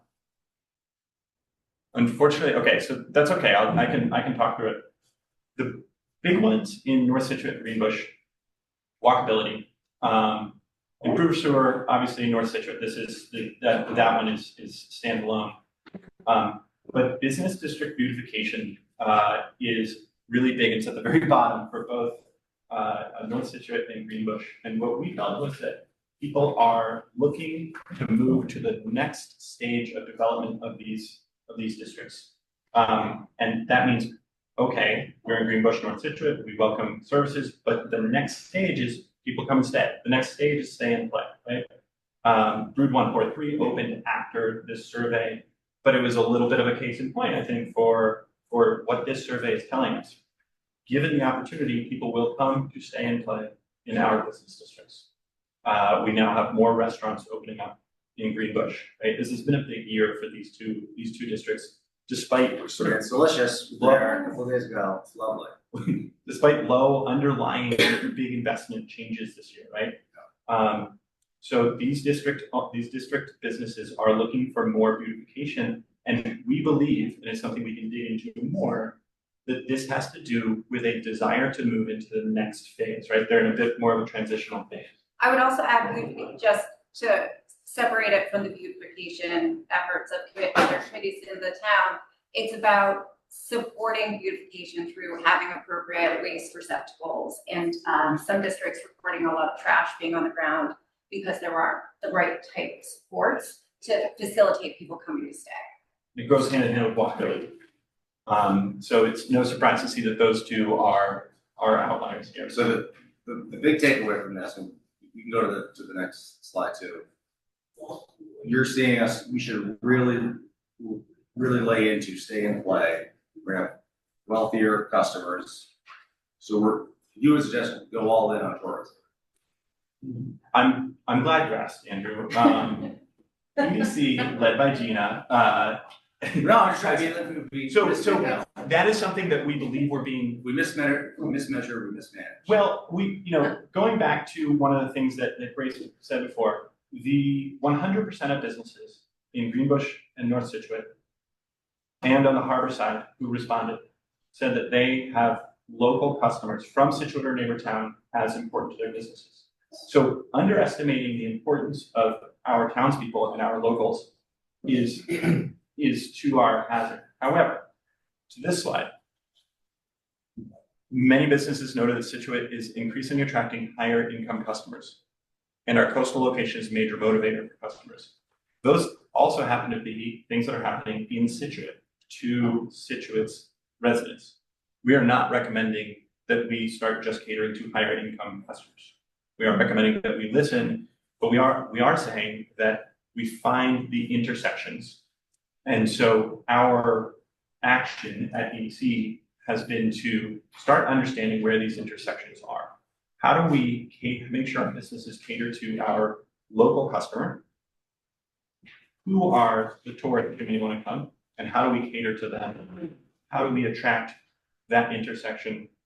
And so what EDC is doing right now is we've just released this past week a sub $10,000 RFP that Gina alluded to for, actually, we can go, I believe, all the way to the last slide here, which everybody would be very thankful for.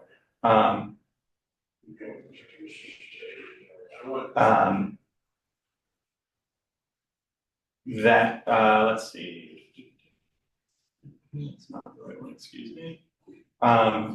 So we are going to be, we've developed and implemented now, we've started implementation of a place branding and marketing strategy. In 2 weeks, these proposals will be due from marketing agencies.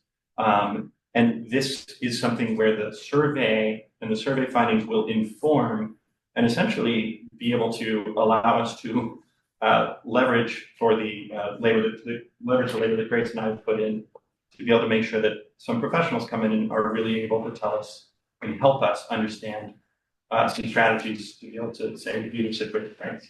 And we're looking forward to being able to bring those back, but also to be able to put those in the hands of our business community as a shared resource for people to understand who are their customers, how do we market better. This goes to the communications discussion before. These are all interconnected. So, Andrew, your question is a great question. I would caution saying let's go all in on tourism yet.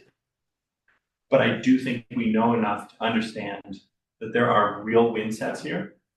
And we just want to make sure that we're doing the work to understand that when we put the small amounts of money that we have as a town into these efforts, then they're effective. And when we start working with our business community to say, here's our recommendations, their recommendations worth going with.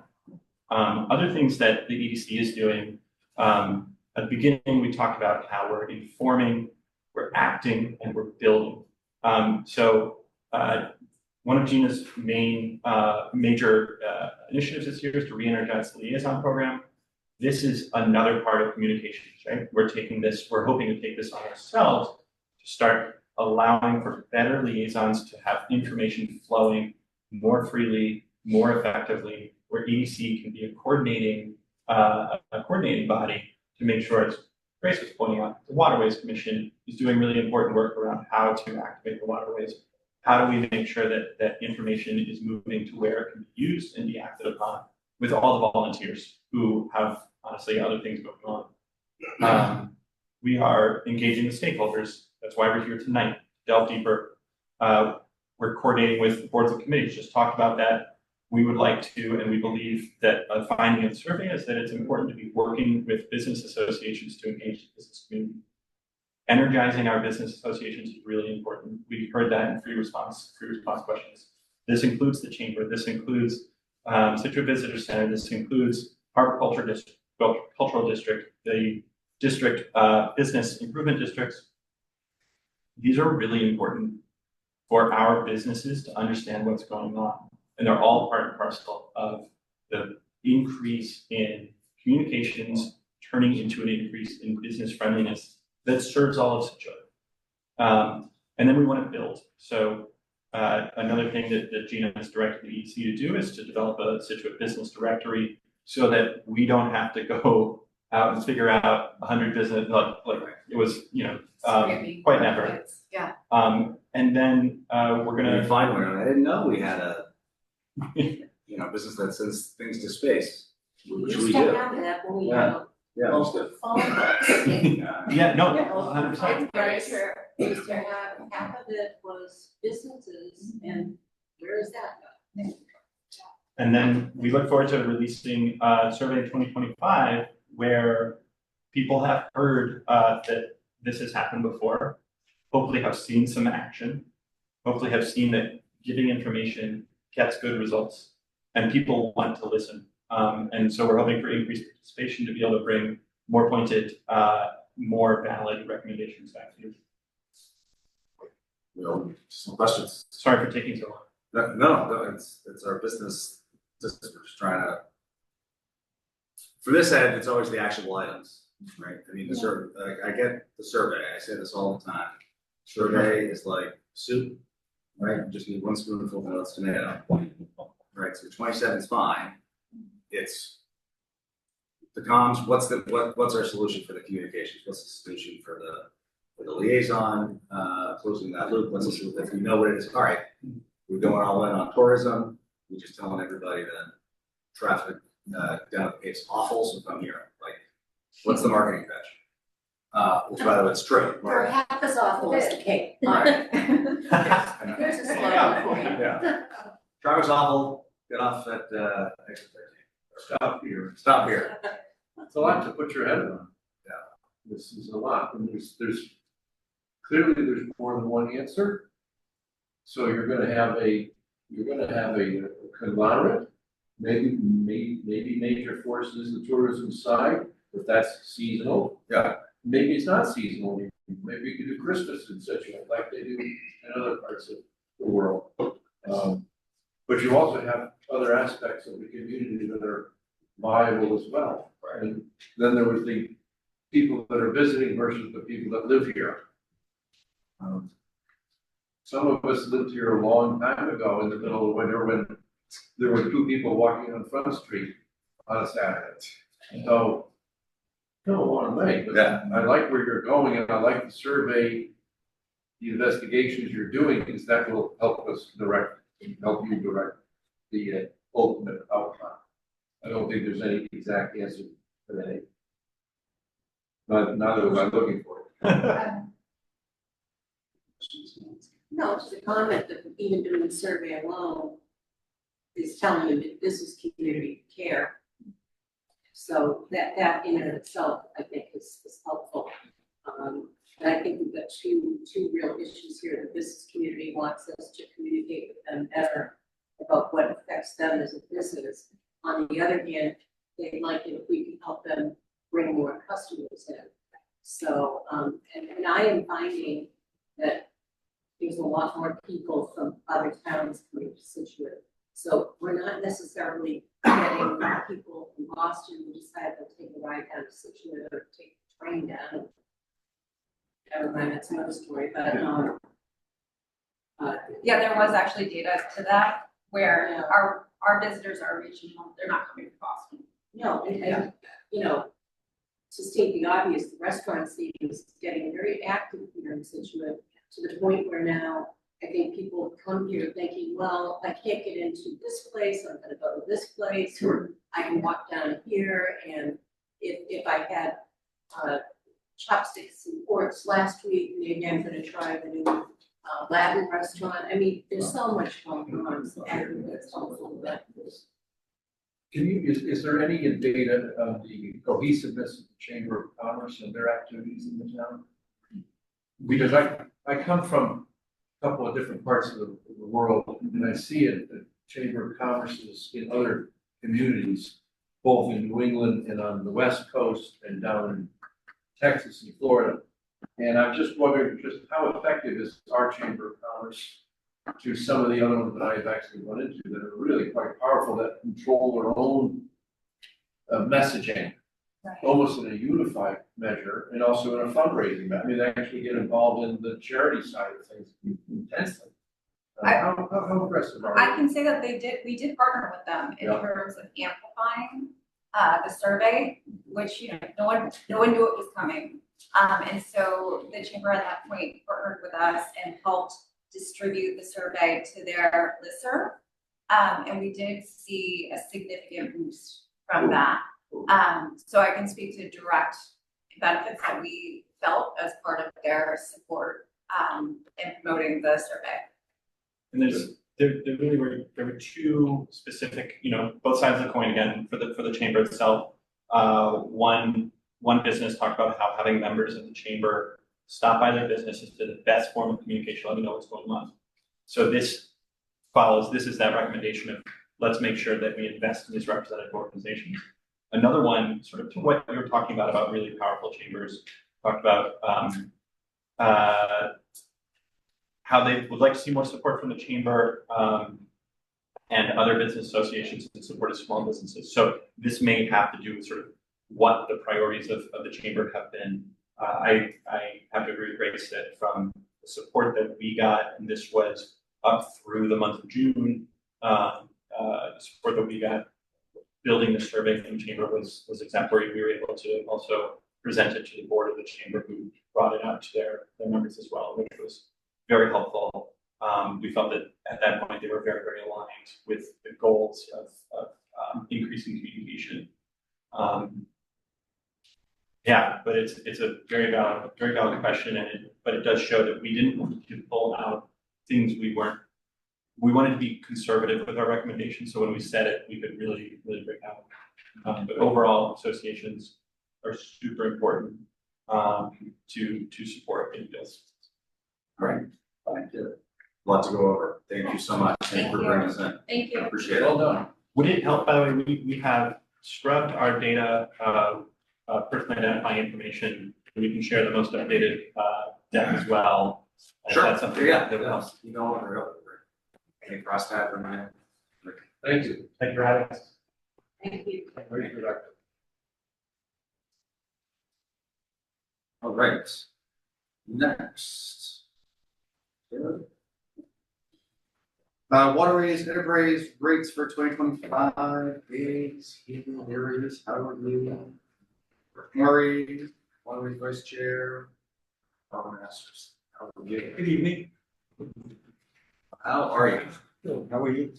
Nice call. How are you? Good. Ms. Harris. Mr. Gilmore. Right. So.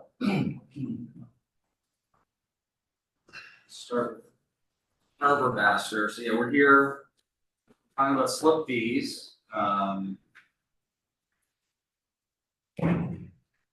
Thoughts? I know you guys talked about this, or if you had a meeting about this. I'd love to hear your thoughts on where we are, where we're going. We have some data here on the waterways retained earnings and budget going back from FY18 to this year. So, I'll kick it off and say as we go through the budget season, all of us keep looking at all these different. We'll start with waterways and then you can ask me, or do you want me to start? You can ask waterways. No, I want you to start kind of where you think,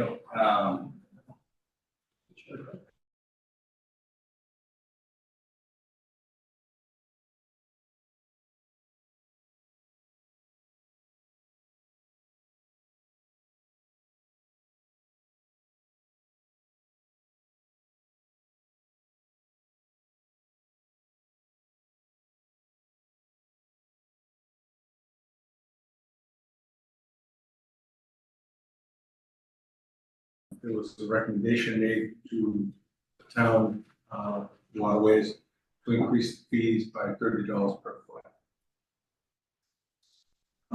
In, I believe it was 2022, FY22, we implemented that, and that's when the rate went up by $10 per foot. so FY22, $10. Yeah, our overall cost, our budget has gone up substantially over the past few years. Nancy has the figures on that. Yeah, we have it here. It's got almost.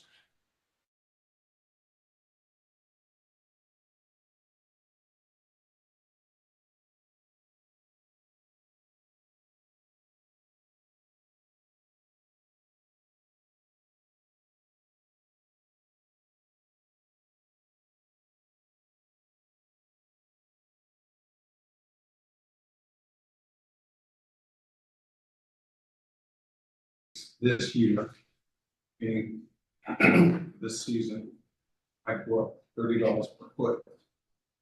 And if you take what currently recommended back in 2017 and you base that on today's values to be a $42 increase. Okay.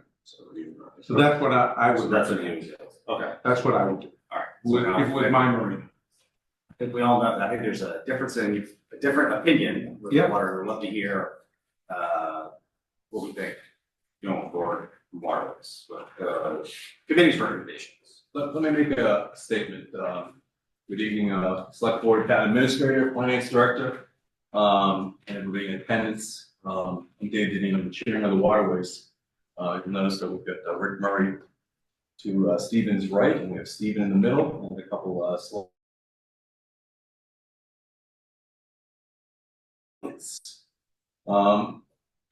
financial stability is something that we value at the waterways. In some way, we're rather crazy about making sure that we methodically manage the enterprise account for operational as well as capital improvements.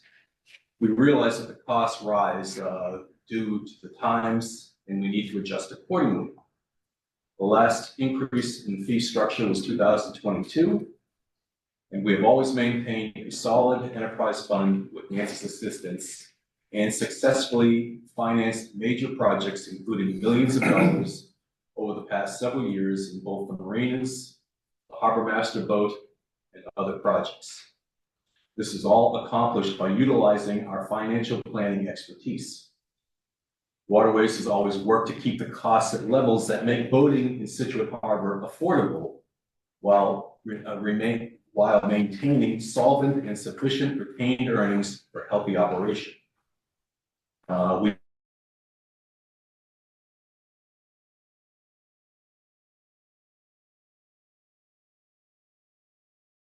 charge, and we have been steadily working on those. Our commission unanimously agreed upon the following and requests the select board support for. Number one, not instituting fees this late in the game, mainly because when patrons have already made deposits for slips for the 2025, which is done annually in October. We will provide you with a 5-year fee strategy by June 6th of 2025. This plan will incorporate a thoughtful review and strategy and align with our 5-year capital plan, which includes dredging projects, other planned harbor and river improvements, and the harbor master building improvements. And this project has already begun. We are investigating additional revenue opportunities, including shoulder seasons and probable electric and water charges. In terms of moorings, we pricing in the region and will ensure a maximum usable spaces are available in the harbor and the rivers. And finally, we are reviewing the regional waterways use permits as compared to Scituate's current policies. Our goals are to continue to manage waterways effectively, and we're happy to have this discussion. The last thing I just want to make sure is that you all received our memo that we get sent to you last week or 2 weeks ago. And we're more than happy to take some questions. Thank you. Thank you. That's good. Joe? Oh, Sorry. Yeah, no problem. So basically what he said, but nobody wants to raise rates, but everybody wants to raise rates. Because we need to. Costs go up. Dredging is expensive. We need to also bring in some new rates.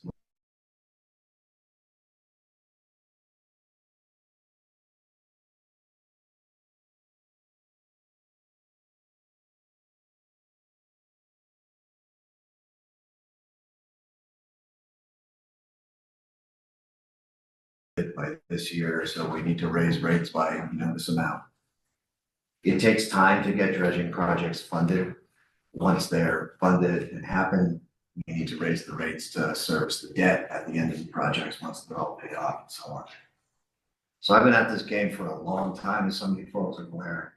But to my knowledge, we've never had a 5-year fee plan in place.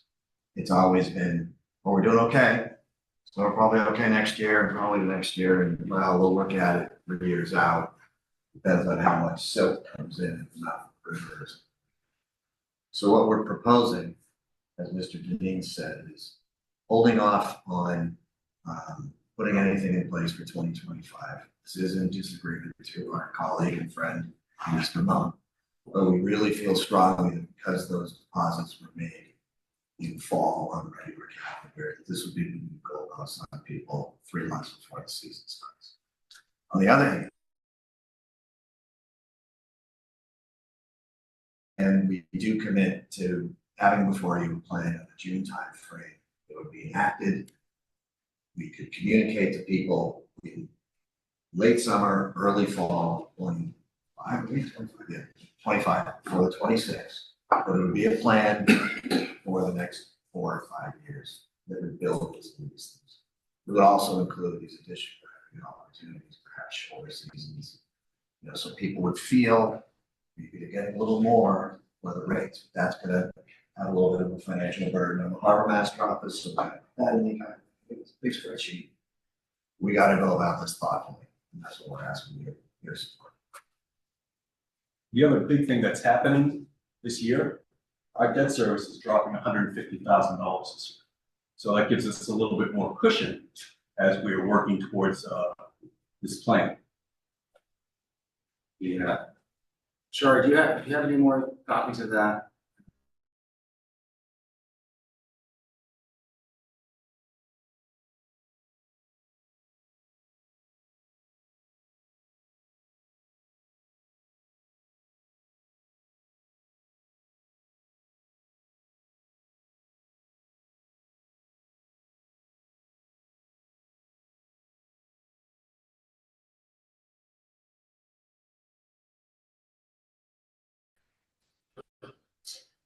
That's the budget. There's something wrong.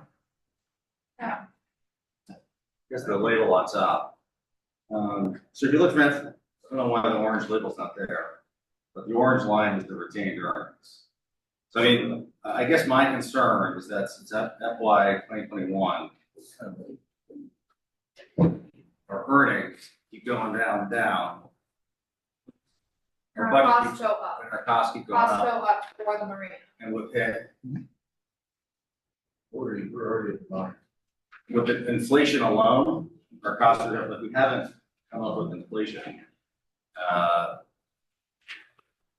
That's my main concern, so I'm not trying to be ad hoc, I'm just trying to stay in place with Yeah, these aren't. 4.5%. Right, the trend rate's moving, and I love the idea of having a 5-year rate plan, making sure that we do that for the course. I'm just getting increasingly nervous that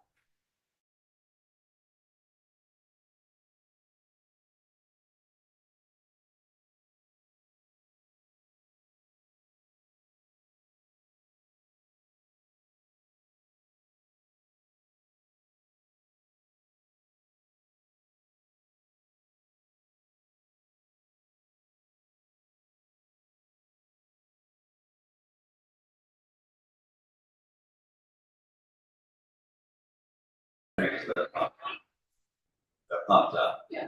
Let's just review each and every one of these every year, make sure where we are, what's the trends, what's happening, and then we said, uh-oh, that doesn't look good. Right. We're on a 4-year trend, how do we address that? And part of it could be inflation, part of it's other increased costs, for other things. But when we open it up, yeah, Walk me down the road here for a minute, because I just want to understand. So in the fall, we've already had our, We send out a deposit. so they've paid the deposit. They paid a They haven't deposit. paid everything in full. They have not paid everything in When full. does that do? The payment in full or the deposit? The payment in full, we send those out March 1st and they're due by April 15th. So the logic here is because we have not had a 5-year program for the last 5 years, or since 2022. And we're gonna start it, but let's start it next year because we just don't want to inconvenience our subscribers. That's how a lot of ways feels. Yeah. But I feel it's also, I understand the word inconvenience, but also people make decisions, although it is a expense, people make decisions on putting in their non-refundable deposits in the fall based on at least a rough understanding of how much they'll be able to put for coming. Can I have one question on that, non-refundable, if we made an option to refund it? So if Which we we could increase, do. if there was a situation Where's the where we waiting voted list? to increase, Waiting list, we have probably a couple hundred people on the waiting list. could we change the deposit to refundable For this year? for this Absolutely. year? Yeah. So we have the power to do that too, so someone could, they I could. think during COVID, we did that as well. So if people were, having difficulties, we invited a deposit. Okay, go ahead with your, I just was But curious. my walk down the road was just, it's a matter of, I've seen this in the private sector, because that's where I come from. And it's either, when are we gonna do this or not? And the idea is, let's get on the plan as swiftly as possible with some considerations, but make it every year. So it's not so devastating financially, and people can anticipate and plan for it. We've had some major expense increases, not of your doing, of the economy, the world. And I would just encourage, the sooner we can do this, and I think your idea of non-refundable might help some of that bitter taste scenario to some of the individuals. But let's plan for it, and I would just encourage you to start this sooner than later. The average It's all impact for a boater, 25-foot boat, the $30 increase would be about $750. That's not small money. No, but if you have a boat, it's the fuel and mechanics and everything else go up as well. So what's that $30? Is that 30% now? Yeah, what about me, it's $110 for residents, so we're around a little less than 30. So In 1 year. Yeah, for one, they have a big But plan. no I mean, increases for the last umpteen years. I know, I mean, my biggest concern is trying to keep pace with inflation and knowing, I have no idea what's happening in Marshfield, dredging, MBTA, what's gonna happen. Right. Who knows? That could be all on us. Would you? Yeah. We're hitting the bottom, we're hitting the bottom. We're at the bottom. I know we're at the bottom. So for this, I've been told financially, by our member who I think is online, Brian Kelly, and well, Chair and Nancy, you know, we are solvent for this coming year. We can meet all the anticipated bills for this year at the current rate, without any change to get us through this year. It's not even getting close because of these, as Mr. Deneen said, we've been able to retire some of the deficits, so our expenditures are going down this year. So we are still solvent. It's not like we're going to get into the red, which is not to disagree with the trend or any of the things. We're sort of violent opinion here, but I just do want to make sure people understand that we're not going in the red on the waterways money at the existing rate for the coming year. Barring any emergencies. Well, yes. Well, if we have to emergency dredge, we have to pay for it. I think, You don't get state money. but yeah, if we have Andrew, if we have a big storm, something happens. Yeah, absolutely. We have that issue with almost any department. Yeah, we do. We would have to kind of time the borrowing for the next fiscal, the payment came the next fiscal year. The issue that I see, Jamie, and you brought it up, is their debt service, they're living on their debt service. As the debt service comes down, that's what's funding their operating budget. So they're gonna get to a point very quickly where any debt they issue is only gonna be able to be funded by a rate increase, because they won't have any capacity in their operating budget for debt. That's right. gonna hit very soon. Well, I think you're right on the edge. I really do. So I don't know why you should wait. Now, maybe 30 is too high, but there's gotta be a start. And to start it now or wait till next year, that's a long period of time. Why? And we haven't done it up until now because we're at the bottom. So that's my 2 cents. Yeah. Well, I am liaison to the committee, so I sit through all the committee meetings, but we have a situation where our harbor master, our finance director, and our town administrator is advising us to increase rates. So I do think we need to increase rates, and we need to discuss what happens. Because if we don't do anything now, it's going to be next year, it's gonna be even bigger. So I do think it needs to be more of a systematic approach to this, because I will also say, like, we have to dredge the harbor. Some of our larger fishing boats cannot get in at low tide right now. They have to time it to come in at a mid or a high tide. And we are working, as you know, in our Again, meetings, it's right. still probably at least another year and a half until we get to that project. So, you know, we are balancing, we are solvent, and we are, yeah. So Yes. I guess my question would be, if it's possible for us to communicate to the people who have put their deposits in, that due to economic circumstances, et cetera, you know, we're going to increase the rates, tell them now what we're going to do, if it's 30 or 10, whatever it is, and then just say to them, and if you wish, we will return your deposit. We'll return your deposit to you. If we have a waiting list, Yeah, I have constant contact and I can reach out to all the slip holders. Or we would need your guidance exactly as to what rate is going up by how much. Because What's there's the, a couple different rates. what's the estimated cost of the dredging? The estimated cost is around $2 million per harbor. And I think, And we'd have to come up with a minimum half of that. And that would be, if we're lucky, 3 years from now. I think it's 2 years from now, we've been, not under the fall, but review. it'll be the. So just math, right, $1 million bond in 20 years, 5%. First year payment is usually around 10% of the cost, $100,000, just simple, right? So $100,000, we don't have the ability to accept that on your rate. That would be 15% increase just for that project. when you had to issue that debt. So I think what the board's saying is, the position we're in with our water and sewer infrastructure is, nothing happened for so long, rates were stagnant. And now to catch up, people are seeing 10, 15, 9% rates annually. And they want to prevent that from happening. I don't agree with Steve at $30. No, we're even close. Because that's not, for who we have our marina for, I think that's a lot of money. That's my opinion, the board's. But, a $5 increase, 5% increase brings in almost $40,000. And on an average boater, that's $150. Is that a lot?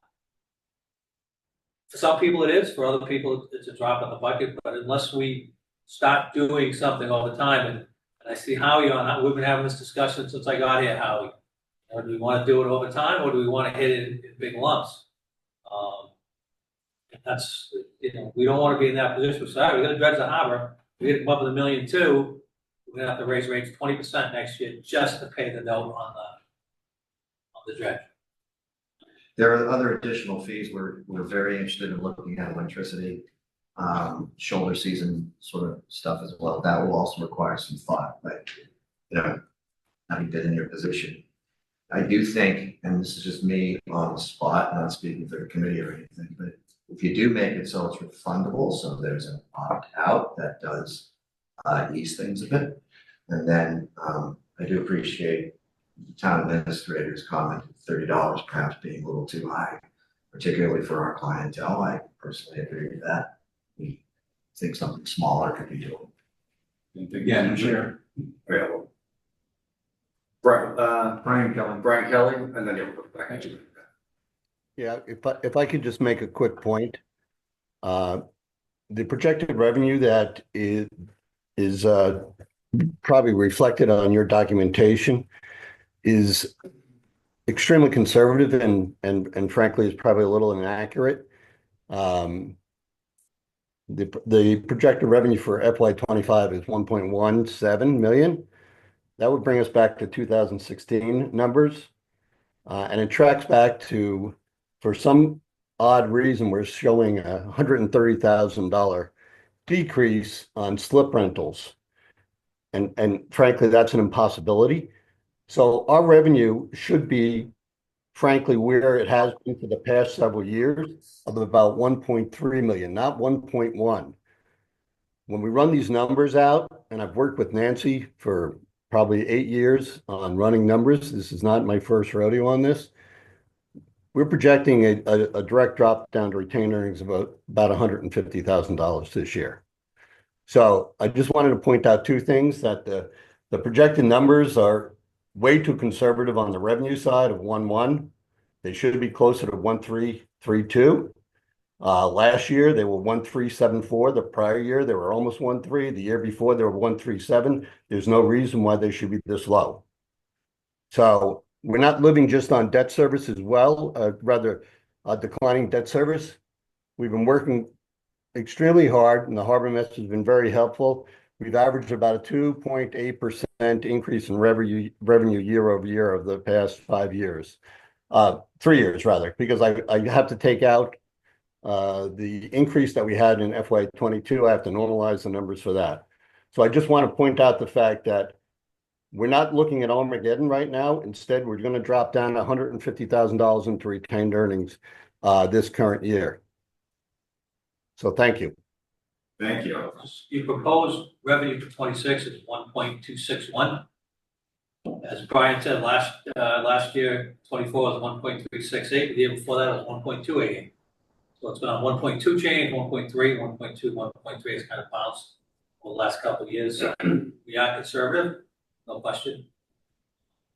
Again, if you take that 150,000, that's going to come off the debt, that's going to get absorbed into the operating budget, then you have no capacity to issue debt later without raising rates. It's the same conversation we have with our sewer budget every year.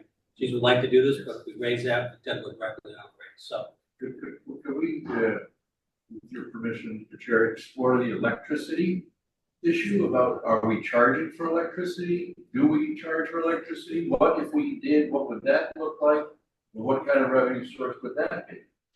And I'm not quite sure how much revenue, because most of the boats in the marina don't use electricity, only the bigger boats do.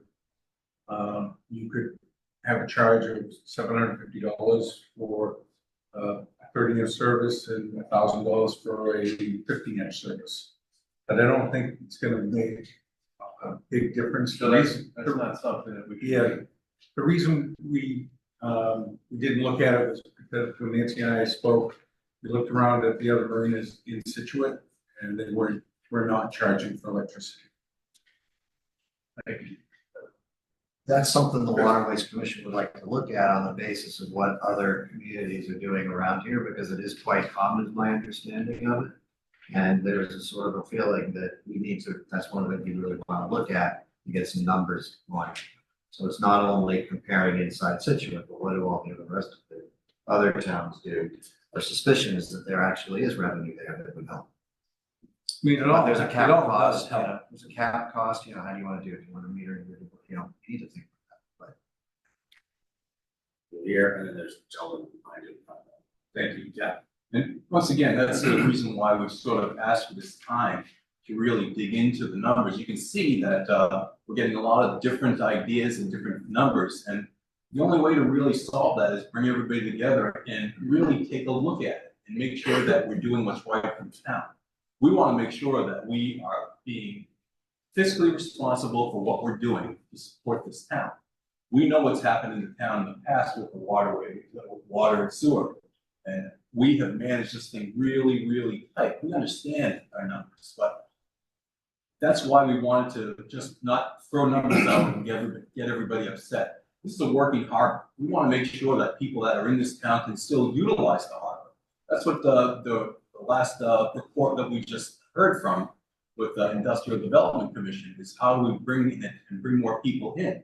And that's what we're trying to do, working with them on the water side with marketing, is to be able to bring more people into our community from the water.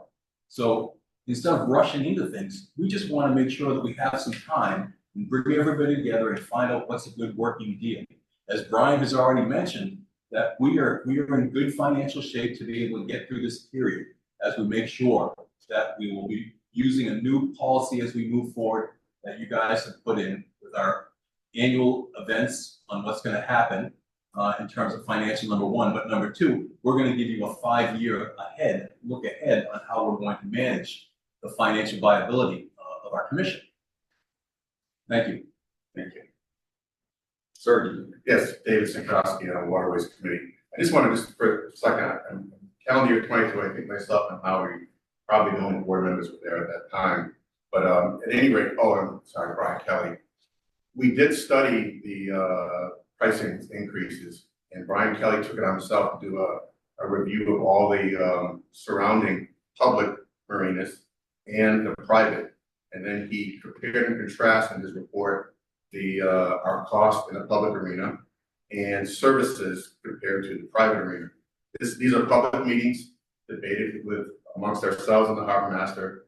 We came up with a price increase in 2022. I would hope that we show the discipline that would allow us to be part of the next decision, and we could, as Dave was saying, come up with a comprehensive solution and not just a price increase.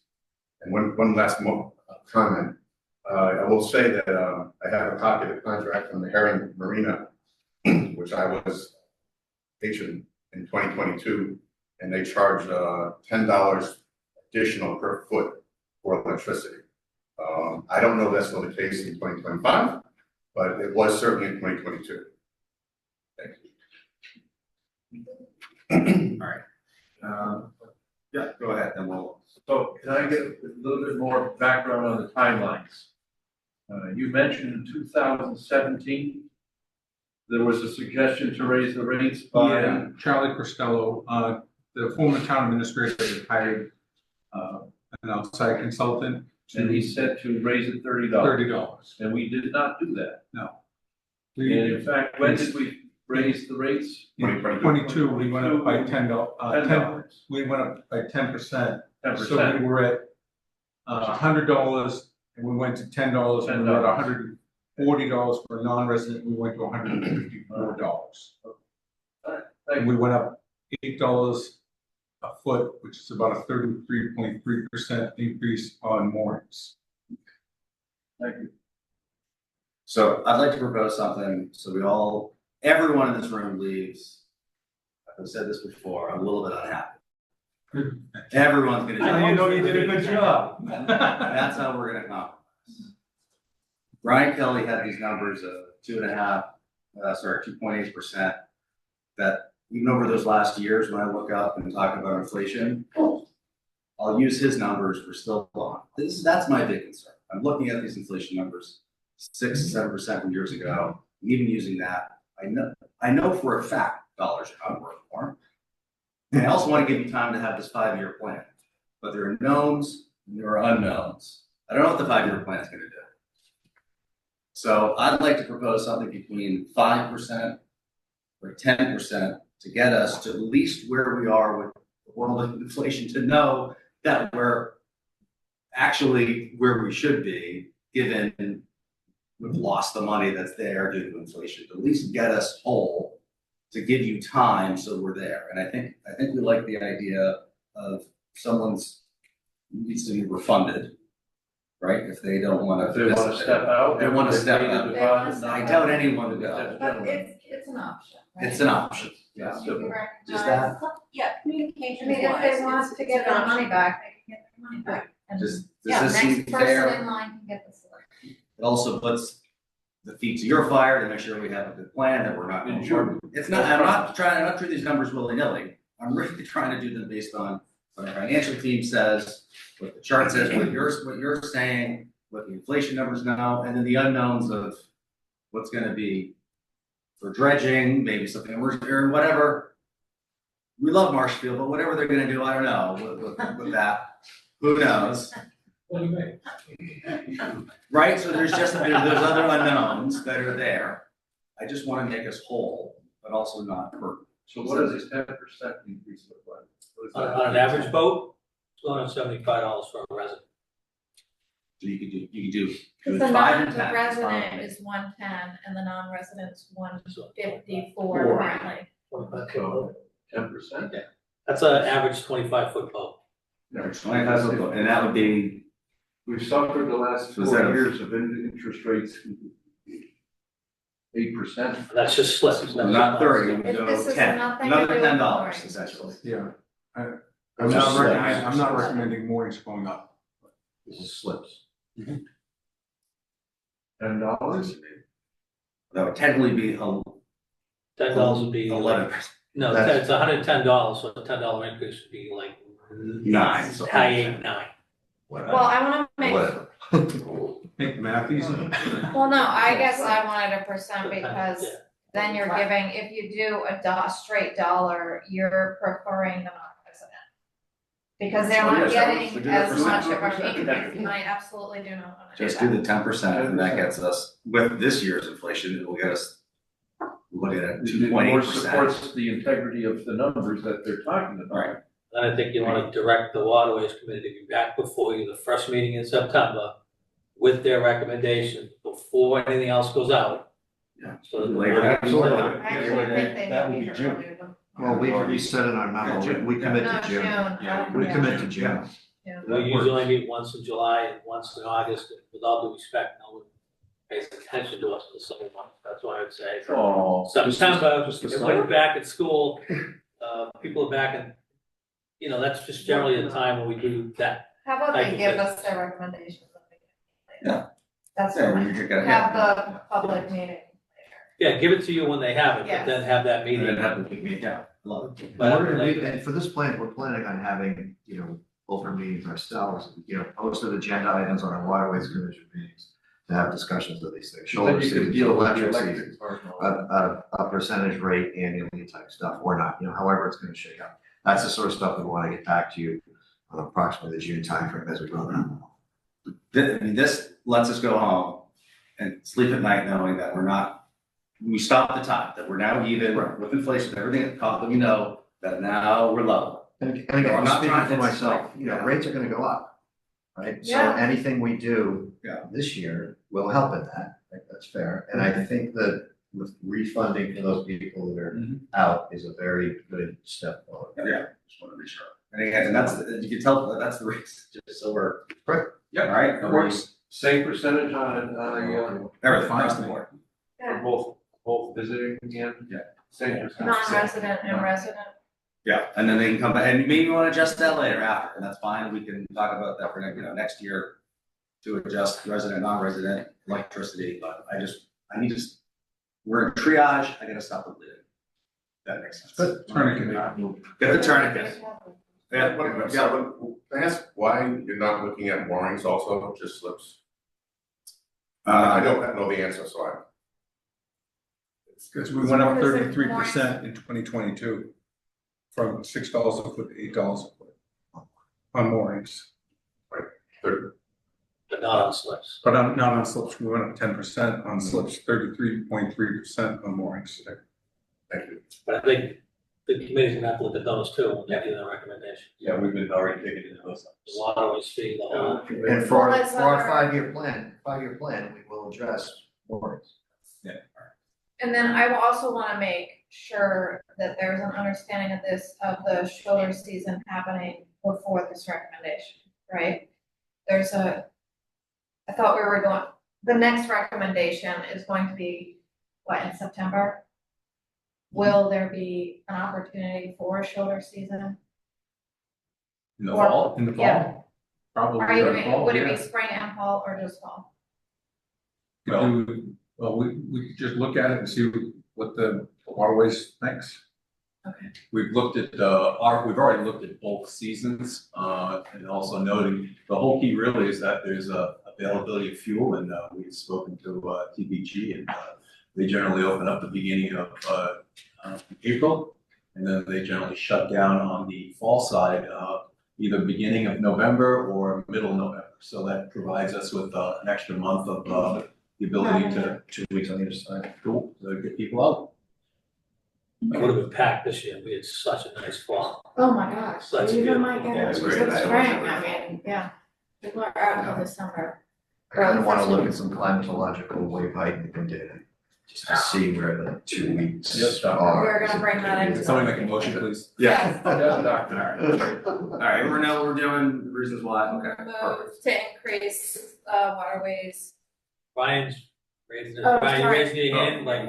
Sorry, you're like actually half frozen, sorry. No, was not raising my hand. Oh, okay. Can we have a Yes. dollar amount, whatever the dollar amount is, resident, I non-resident, think it so I should can be a just, percentage. Percentage It's difference. 10%. Nancy will Or give are you the you percent. saying, just so I know, Yeah, well, we'll it's get not to the exact $9 number. and oh, 9 I cents. guess, there you go, because it would be, if it's 10%, it would be $11, and it would be $15.40. So you right, can do Nancy? $11 and Let's $15. round down. Oh, why not? Let's round down, let's be nice. We're round down it, we're Let's rounding round down, down that's for all. the non-residents. No, For everybody. $11.15. $11 and $15, it makes it easy. $11 and $15 rounds Hold on, down he's got for the the numbers. non-resident. 121 and 169. 121 and 169. Per foot. So I'm at Nancy rounded, but that's what it's up to. That's Per foot. Nancy's number. Per foot, slip. So did you round Resident, down? non- She rounded up. I rounded to 0. Decimal places. People don't like when you round up. Right, we round the non-residents. Trying to get the middle. Say 121, 170 if you want, just.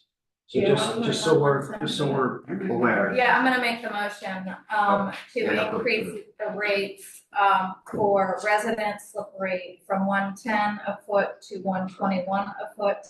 And non-resident slip rate from 154 to 170 a foot. second. Movement, Harrison, second by Mr. Gilmore. You have further questions? No. All those in favor? Aye. Aye. That's for this year. For, Is everybody a little unhappy? Another, do we need a motion to make it refundable? Oh, right, do we have to make a motion to make it? No, I can just make that. Okay, Here. We would like it to be refundable. Yeah, somebody needs to step out. Somebody needs to step out. They can step out.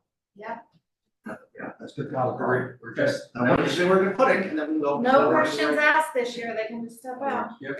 No questions I'll asked. see you in June. Thank you, gentlemen, for Thank you. dedication. Thank you. Thank you Good for having us. Thank you very much. Have a good evening. Most important part of the town. No. Cool. Sorry. In Patagonia. And Wow. Chilcoy, Sorry. and Cape Horn, and Ushuaia. Didn't think it's just Antarctica, and I don't blame.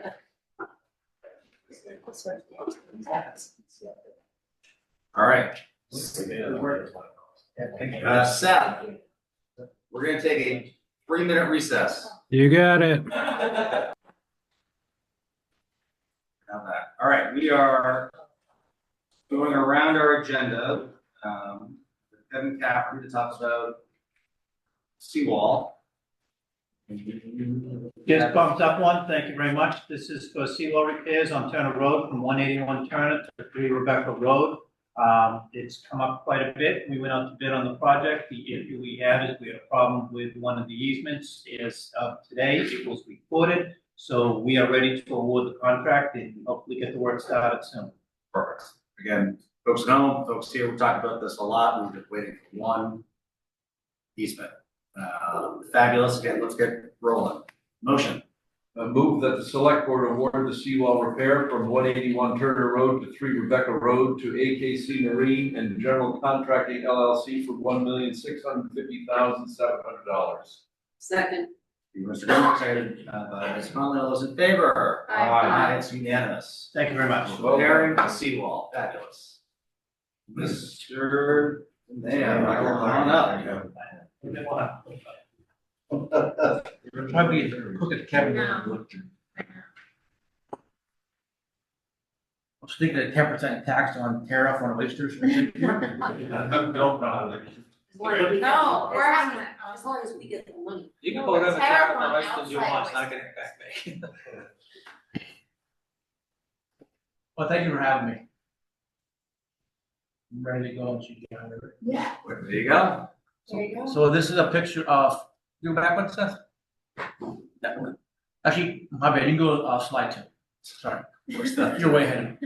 So in the photo here, the blue line represents the 2019 survey when the program was started.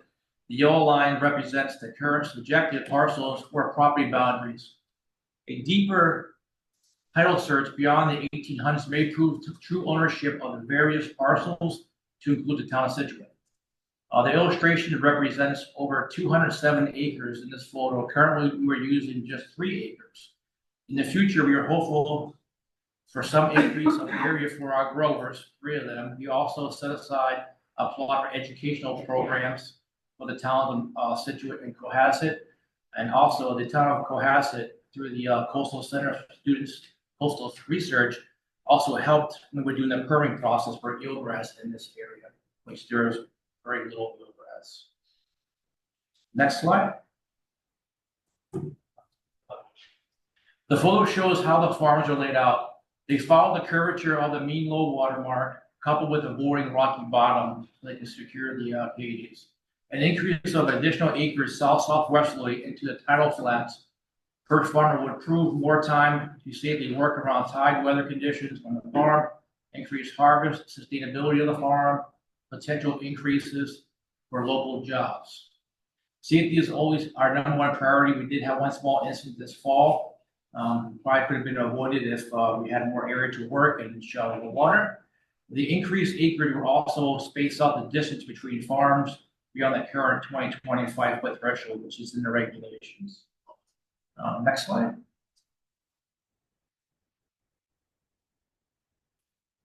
Currently, the oyster aquaculture license are for 2 years. And this is where some of the business stuff comes into it. A 5-year license provides some financial stability, eases the burden of acquiring business loans, insurances, provides for job growth, capital planning, business forecasting, to include weather issues that could be catastrophic to the farms. So it makes sense to have this 5-year license.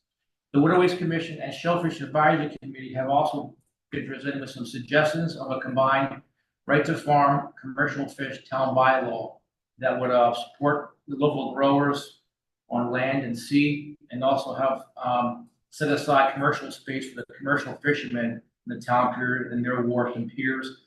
As you know, the town's changing daily. The fisherman industry is very hard as it is. We don't want us to be squeezed out in the future. We want them to have their space to be able to come and go and work and provide economics to the Commonwealth and exports overseas as well of American lobsters and tuna fish. I recently sent the 3 oyster farmers a questionnaire to fill out. They all did their homework. They all responded, and a lot of their input as was part of my presentation this evening, and they are all here tonight as well. Collectively, there have been no negative comments from those who they have been encountered on the flats or when offloading catch. There have been no reported issues of navigation in this area. It is well marked with small buoys, and the sites are listed in the U.S. Coast Guard local Coast and Mariners notifications for the entire first Coast Guard district from the Canadian border to Toms River, New Jersey. There have been no issues of vandalism on the flats. We did have minimal issues of derelict gear when they were first starting off. I did find 1 cage up there. Other than that, they have figured out how to secure the cages and the weather, and there have been no issues, no complaints. In October of 2024, we had our first harvest, which is great. Currently, Scituate and other restaurants are highlighting Scituate farmed oysters, and so the grading has begun with a sense of pride for Scituate. Scituate sailor oysters are on display on the menu at our newest restaurant in town, the Oysterman in Scituate, and I was there last night. I'd be happy to answer any questions. Thank you. When people talk about economic impact, I was amazed. So I was at the Oysterman. I knew this young server nothing about oysters. Originally young, she's kind of now she's like make taste which ones, like it's a whole new. This person has a whole new job based around those oysters. Like I was blown away that I knew people involved. It's only January. I was like, I cannot believe this young woman has this whole new job based around like making sure she can. And there's other great ones too. Like obviously we did the sailors; those are the best. But there's some other ones that are up there as well. It was like one of these epiphanies of, all right, that was worth it. That is amazing to see. It's incredible. Like it's just from everything and the hard work that goes into it. Sorry, I'll open it up. I had that experience I had to share. I do have to credit G.D. Davenport for using some of his photos for the presentations. Got them. There's no copyright, but I had to. Very good. Yes. Okay, so when did the first oyster cages go into the water? Is it 2 years now? Right around 2 years. Yeah, we're talking about when- yeah. This is, it was like Year and a July, half, right? year and a half. So it's a year and a half, it's actually technically a year and a half, so it's July, okay. Because I guess what I'd like to say is that this is a perfect example of a lot of hysteria over nothing. And that when I see those pictures, it's amazing. And all I can say is people, if they see them, is it twice a day maybe? Not It even. depends on where the If they're times out are. there. If it's in the middle of the night, you see it once a day. We've had no experience other than that one boat that I heard about. That sounds like it was operator error or something like that, but It happens. these, well, when you're on the water, things happen. So I guess what I'm trying to say is after we've been having this, we won't call it a fight, but a discussion for, it's been about 5 years. And the proof is in the pudding. So I feel as though this has been a success, Great success. any way you look at it. And I think we need to encourage more. So I think it's great. I'm not an oyster person, but I'm so thrilled that, you know, if you are an oyster person, you can actually have an oyster now from Scituate. And I think it's only gonna get better and better. So, so I will ask the question about the possible expansion. we have enough room, obviously. Yeah, so that whole area that's, represents 200% of plus acres. We're only using 3 acres, that's Right. it. The thing is, it's, safety being paramount is to bring those cages more tidal. So they're out of the water a little bit more. That does change some kind of growing when they're in the water, not out of the water. That's what the farmers to figure out. I'm sure they would be able to figure that. But it's safety, gives more time to work. You're bringing more people to work. Obviously, it's gonna produce more catch if you have more cages, more acreage.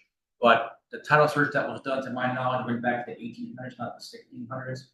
So I think it'd be smart as a town to look into that, because there are some deed changes, I'm told, like that ratio of deeds that we should probably look into. So maybe we can go back You referred to some recent deed changes. a few years ago, some Yeah. deeds. So I Yeah. think with the deed, if the attorney could look at the deeds back a little further, I don't think would be a dispute of property lines in that area. I think you do our due diligence to do that. But you wanna move deeper.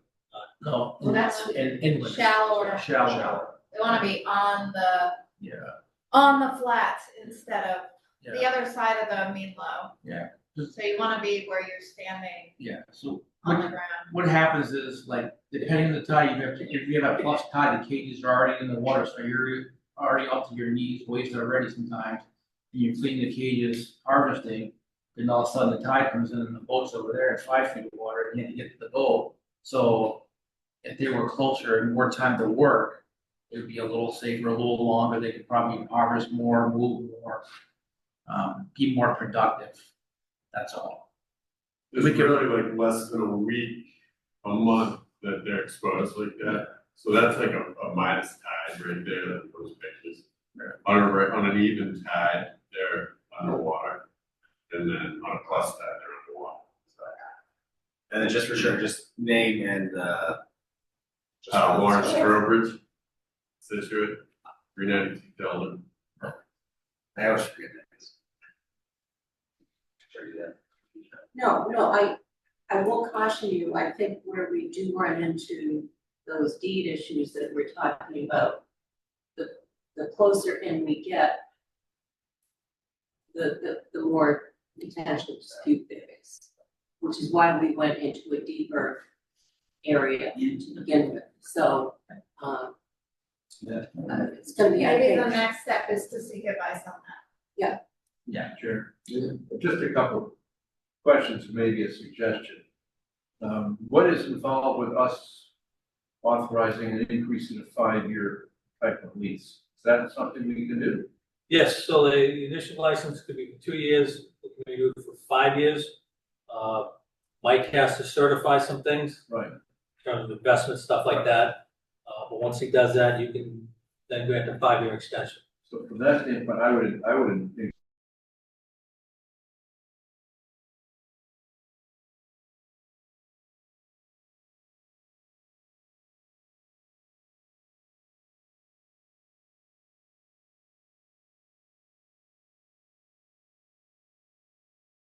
how does this, as you're gonna do business incrementally, how do you think that's gonna go and name and Jamie Davenport, 16 Booth Hill Road. I can't speak for the other two farmers, although we've had conversations, so I know we're kind of on the same page. So we each have 1 acre currently. And for myself and my partner Greg, who's not here, 1 more acre would be what would kind of complete our business in my mind.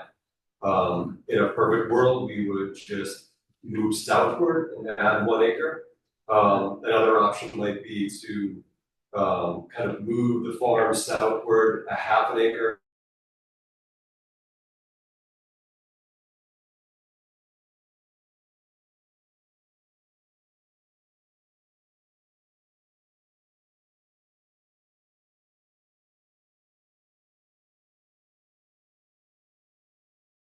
The one in between, in the middle, and then I think Larry's might actually be a little higher.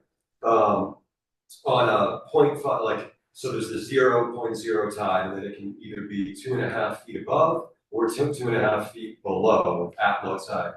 Our cages in our farm are not exposed on anything less than a 0.5.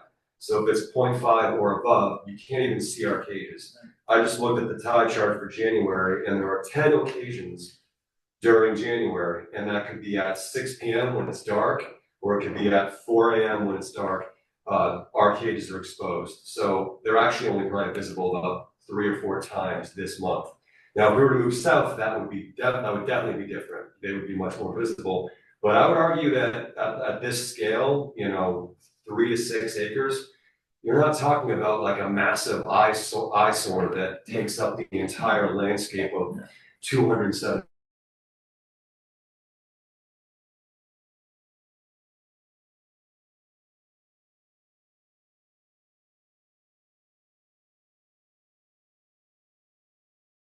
More than 2 acres, but remember, we're still kind of bottlenecked by our local resources, like utilization of Cohasset's Parker Ave, or coming around the bend from 5 miles south from Scituate Harbor. So there's only so large you can grow a business in this current location.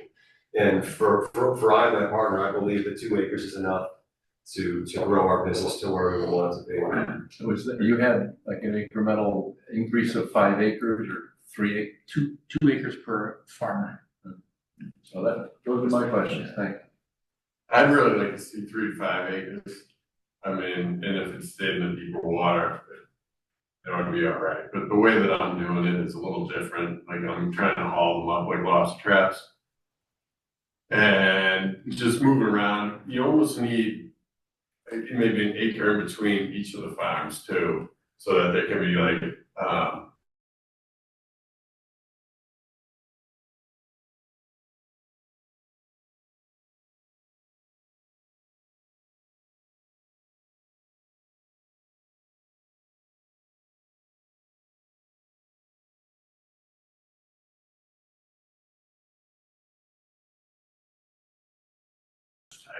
it's real tight. And you're fighting the tide, so there's not a lot of water and not a lot of time to be able to work. So with your deep water approach, you'd actually be happy where you are, would want to go deeper. Whereas Mike and my partner and I, we're approaching it a little differently. We'd rather go shallower. Yeah. The deeper subtidal farming definitely requires more overall space to move, because you can't see your cages. Yeah, it's like underwater, so it's difficult. Right now I have my cages, they're all about like an arm's length away from each other. And that's only just so I can get as many cages as I'm able to right now in there, but I'd rather have like another arm's length in between each to be easier to haul them up. So it's a different technique. Yeah, whereas we're able to have much higher densities because we can.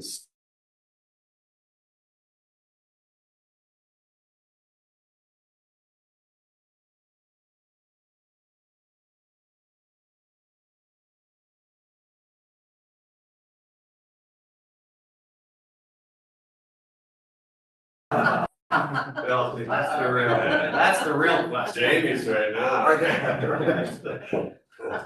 And this is it. I mean, it's half funny, half serious, because we're talking to EDC about this, but are they all going to be marketed the same or similar, or have you guys talked about that? I mean, I know there's separate businesses. So we've sourced the seeds from different places too. Okay. So we might find different. Yeah, I mean, I think they're all Scituate oysters. It's just independent of the Scituate name, each farmer can choose to give it a name like a sailor or I don't know. Could be grown different ways. I'm using like these cages that look like lobster traps, a little bit different than like the oyster cage that you imagine. Just to make them easier to haul. They designed to like roll around on the bottom. The Boudreaux oyster. Yeah. No one's gonna eat that. For those that don't like oysters.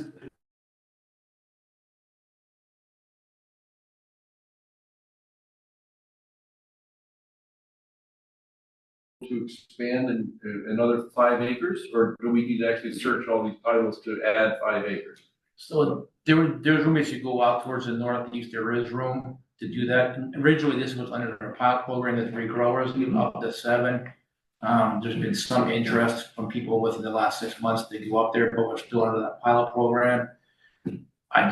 I get Mike's point of want to go deeper, different technique, but I think once you go deeper, you could potentially have hazardous navigation problems from traditional traps that are on the mud. So that area would have to be looked at, for safety. So an expansion of the farms by adding more acreage right now, you wouldn't propose that until after the pilot programs? No, I think they should all have 2 acres right now. Okay. At least 2 acres to. Do we have 2 acres there that we can give each?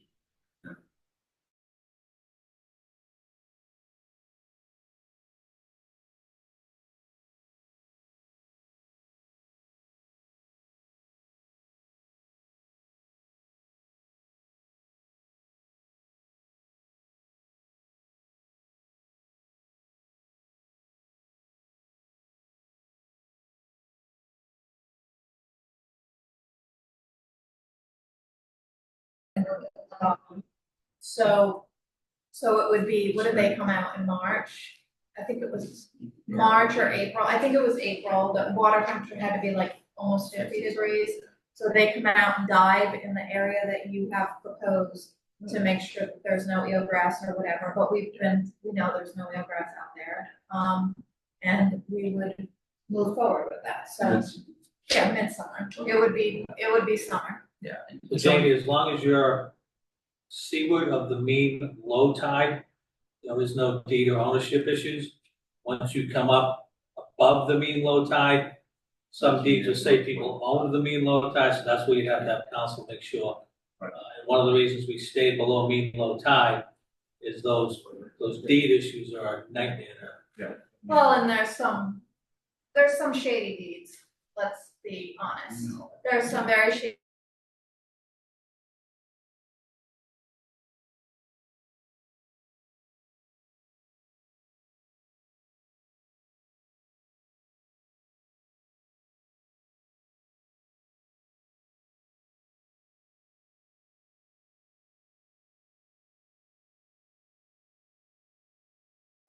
Versions on Duxbury is huge. This is almost like a boutique. Yeah. Operation. These are These are rare oysters, if you will. I mean, You gotta get them about now. a lot of You ways. need to keep them around, South Shore have to come and get them now. I have multiple people from Cohasset who've gotten in my face saying, you are never putting those oyster farms in. Like, they've been there for 2 years. I know. Wait, what? I'm like, they've been there for 2 years. I mean, you don't even know they're there. So, Secretly, they eat the oysters. Yeah, whatever you guys are. Secretly, they eat the You want to oysters. expand the license? well, there is, Photograph. there are a series of requirements that they have to. I think there should be another photograph that is the exact same space when the cages aren't visible. Because I think people will look at it and say, oh, well, that's really ugly, but if they don't understand, you're probably not even gonna.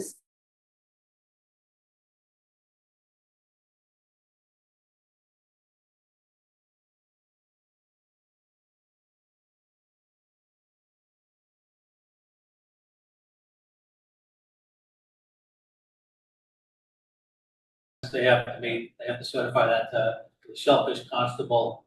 Once they do that, then Mike can recommend an extension of the license, the method requirements for the first 2 years, blah, blah, blah. It's all in our regulations. Yeah. Good deal, good deal. So I think that's the part we can do. They're also required, I don't know if you guys know, you have to do an annual report by February 28th. But once they've done that, they can come back, we can issue the extensions. In the meantime, we'll get council back in for executive session to find out what we do then. Yeah. And seriously, this last, once you go, seriously, work with those ETC folks. Guarantee you that the ATV, there's other local, they can help. On some of the marketing and other stuff, for all of it, it's just gonna help. Psycho oysters, they're crazy good. They're crazy good. I tried. Thank you. Lord, fighting Irish oyster would be perfect. Or they might wanna kick back there, it'll be small. Like, Thank you, all of you.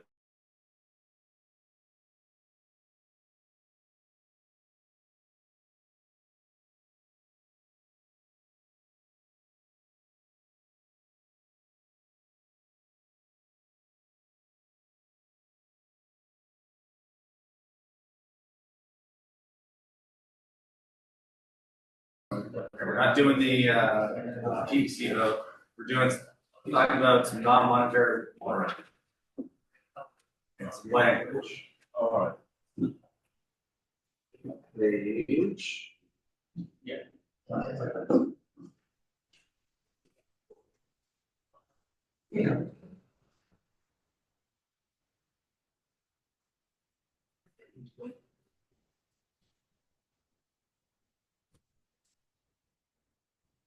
Oh, right.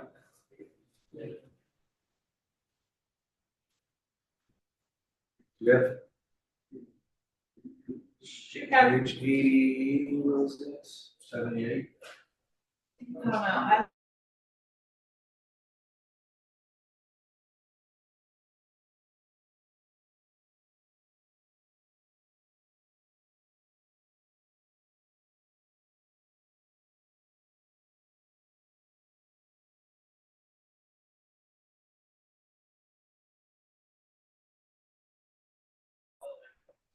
It's non-monetary articles, and then I gave you monetary articles the rest of that. Alright, Oh, I see. so sale, I see. yes, the first one's just the compensation.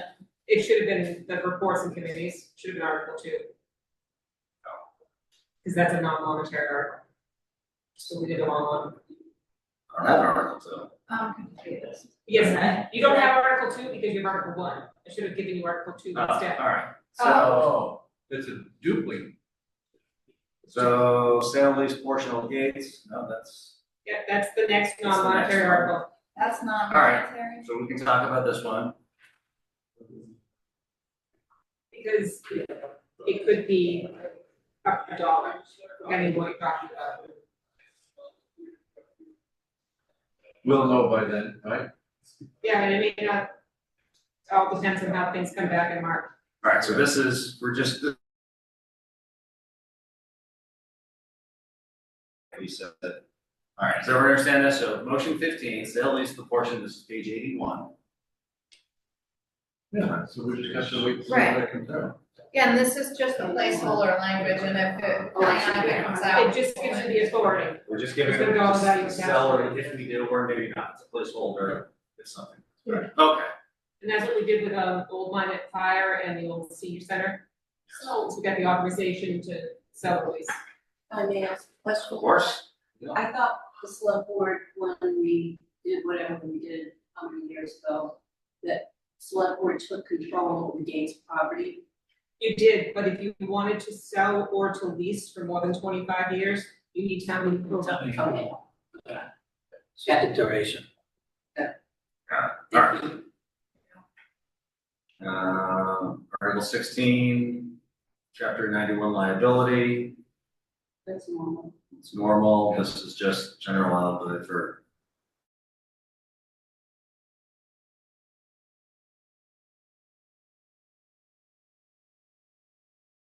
I go through that Yeah, tonight. this is just what's in their legal But it's- announcement. Right, it's what they've been talking about for at the public meetings, and it will change based on the end result of those meetings. Alright, so we are now page 84, revolving funds. This is adding new funds per the warrant, this is for the man house and barn. Revolving fund, Lighthouse gift account, Lighthouse gift account, Lighthouse property revolving fund. Limit 15,000 for all three of those funds. Well, we're not funding them, there's simply. It's just the Correct. expenditure limit Right. Just sending a limit. Per fund or combined? per fund. Per fund. Yeah. Of course. But that would not include any money that any of these properties would be able to get from CPC, for example. Correct. No, this Those would is be just separate for projects. Probably more for maintenance. This and- is for any revenues that they generate, like Okay. rent or. Yeah. Okay, perfect. Thank you. CPC projects. Thank you. 19 is the right to farm. This one, So is this again another placeholder, because I know Waterways is working on that? Well, this is the one that you had asked about. Right, right. So this is the same text that was a petition article Yep, that was withdrawn because of COVID. but then this would also be, there'd be a placeholder. Now, I did learn this, the state passed this, didn't they? Jim, is that right? There is a right to farm statute, yes. There's a new, It's been around for years, like it's just like, there is a right to farm statute. This is extra. How is this different from that? It's not different by a lot. I'll get it all for you, you can just leave this here, but I'll get it for you, but there is a right to farm in statute. Okay. I guess we may want to. I know we've.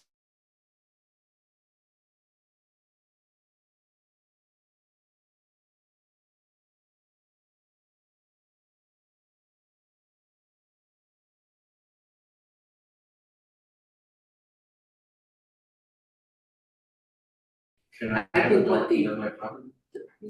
point, I think the point here has got more to do with the agriculture, right? And fishing. Fishing, yeah. Yeah, Which is almost totally separate bylaw, so if we get theirs in time, we just swap them out. Okay.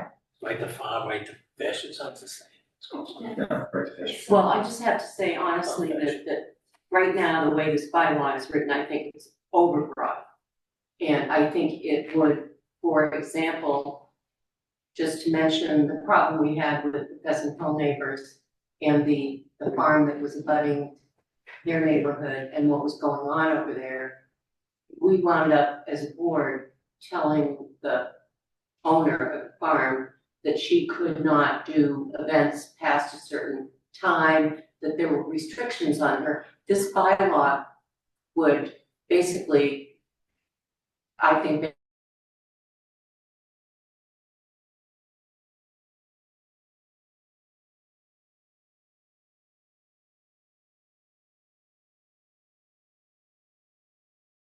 How would it do that? No, the difference was like, we couldn't, if they're complaining about a cow mooing versus are they complaining about an axe throwing event? Right. Like, those were two different things, no, the cow mooing. no, I agree with you. My point is, if you read this bylaw as it's written, and it's not very well written, there's a lot of typos in it, but whatever. I think it would tie the hands of this board for making certain distinctions about, you know, what somebody could do on a farm as a quote unquote event.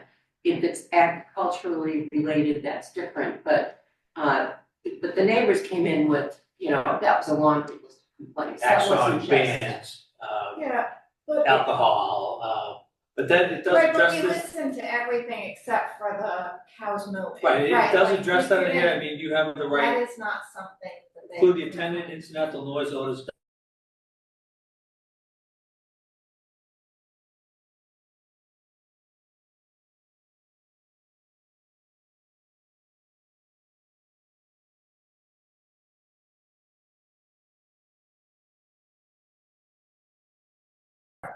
No. That's a lot now. That's a lot now, like that's. Well, so let's, yeah, because I get two things. One, there's the political, we don't want another controversy. Yeah. And part of the goal is, we want to make sure that we're to fish, and we want to, I'm with you, I want to make sure that we're not, by mistake, going around the state law and doing something that might prevent us. Yeah. So I think This bylaw would allow, if you read it, it would allow construction during the middle of the night. Yeah, just read it. Well, that's why some right to farm bylaws don't pass in towns, Wait, because where it's is so the loud. construction? It is very, Tell me where that is.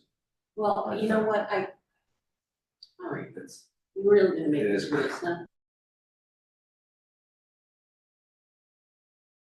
Hand this to the folks that are doing the right to fish and tighten it Okay, up. the right to farm hereby is recognized to exist within the town of Scituate. The above agricultural activities may occur on holidays, weekends, weekdays, and weekends by night or day, and shall include the attendant incidental noise, odors, dust, fumes associated with normally accepted agricultural practices. I can't find that construction part, but it could, believe me, if you read the whole thing, you will see that I think it needs to be looked at.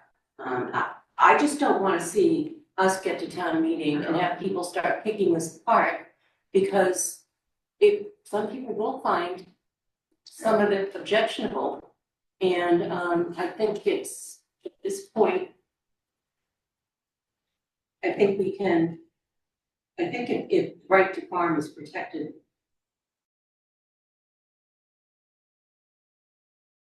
The state statute. Okay, we can type, let's. Yeah. And we may wanna, I mean, this at least does refer to agriculture, which I think is a good thing to do. Yes. Yeah, I think we've got the right goal, and you're right, if listen, people do start picking, then it's game's over. I just read the, and I've heard you, the definitions, the words farming or agriculture.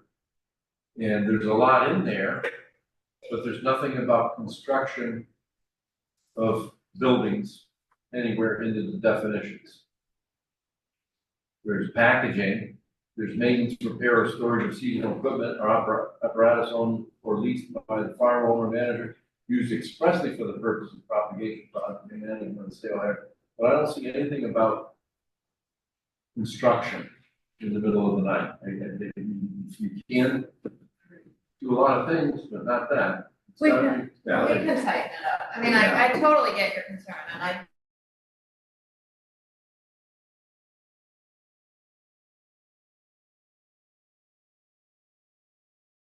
don't like that happens.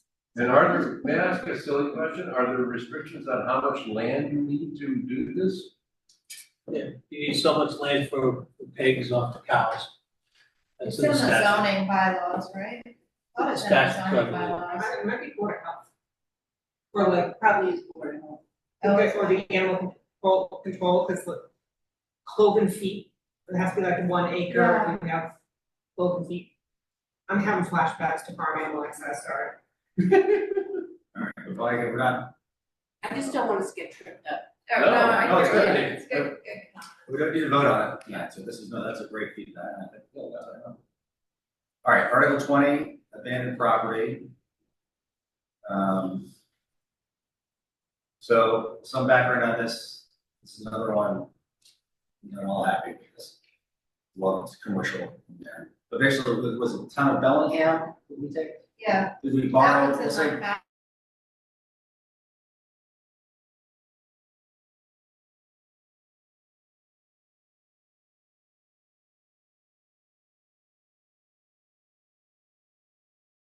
So like the old Egypt store, or the old one that's finally gone.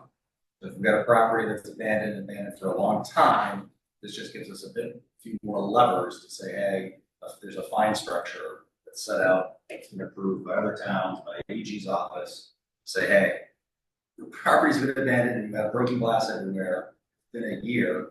We're gonna So I start thought it was fining. 180 something days, Right. 185 days. It is, I'm just saying, Okay. even after all that, after a long time, we can start, there's a fine process. Yeah, that's helpful. They're fines, You're fine. they're fines, they're not eminent domain taking. No, it's the fine. It's the spur, because some people just sit on it and say, hey. No, I guess you heard what I said about, we have enforcement actions that we're not enforcing with Concom or planning board or whoever it might be that, I don't know who's gonna run around and start tickets. Yeah, like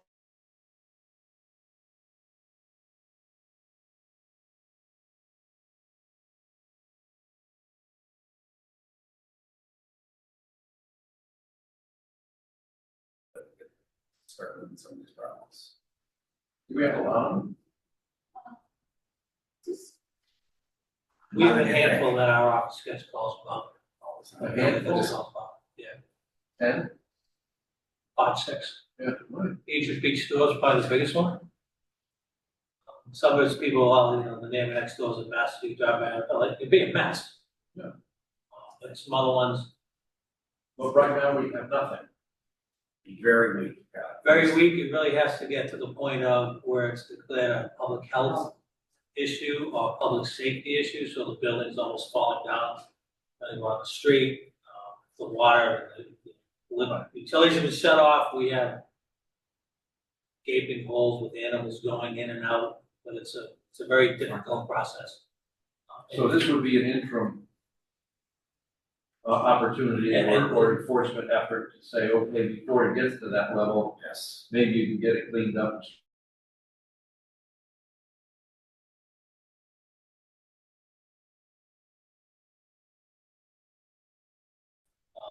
But abandoned properties are just as hot.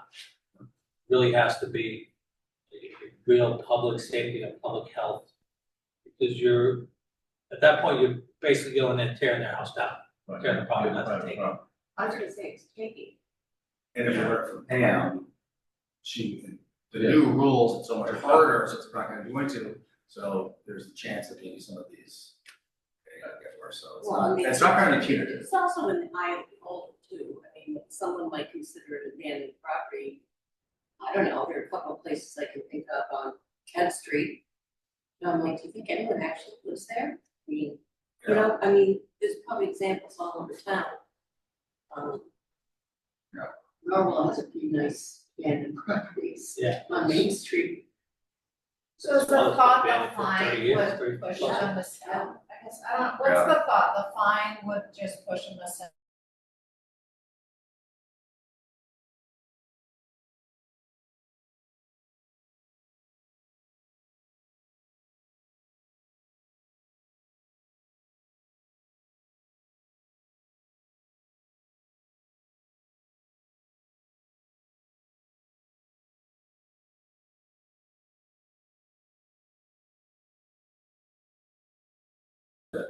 And are you proposing use of commercial only, or? No, Residential. this is just Residential. residential for now. Would be great if we could. Well, I guess commercial to me brings up other issues, because if there's more of a chance that they're connected to another building, and if the water is turned off, there's no fire suppression, so I just. Well, Or Andrew, depending on business Andy and I hours, talked about west. issues where the building is just sitting empty. It's not necessarily derelict, it's not necessarily in poor condition, but the owner, for whatever reason, is just leaving the storefront empty in the business district. That's not good. Is there a way to compel them to do something to, and I know there are some bylaws about that. Yeah. There are, and definitely in like, I think Nantucket. Nantucket and Provincetown have some, I think Boston's working on Boston's Yeah. working on them. We're hoping to. So that would be a different part. it. Yeah, we have, Yeah. we have a couple in the harbor district. At least There's a write-up. so. Covers business. So that's the thought. There was an article, I swear it was Provincetown, maybe it was somewhere else, where they mandated if the storefront was empty for more than, I think, 3 months, you had to put, like, they had to put something up it so that it wasn't empty, so like Like art, it was artwork. Yeah. Home does that.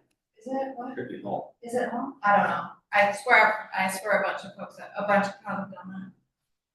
Hey, it's better than an empty storefront. Yeah. And like, you could do like, you could totally have the, schools do the art too.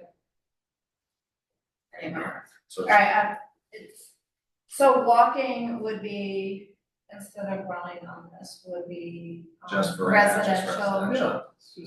And then next year we do. You talk to EDC, or the folks out of it, and so, and they're allowed. Yeah, Brian was the one who gave us the ones that we have so far. Beautification, maybe they can put some planters in front of those large tall plants. Sure. Okay, I'm good with that. What do you, what are your thoughts? Fine. Well, all I know is that when we had that sort of, that situation down in North Situate with the Jamie's property, that poor Bob Vogel had to really go to Matt to get the people who own that property, whoever the Constantine's, to actually just fence it off so that it wasn't, and it's not a satisfactory solution, but it was better than nothing. So it's not easy to get people to do things when they're being neglectful. Jed. Yeah. All right, motion 21. Oh, this is the HERO Act, so we're just accepting the new mass general law.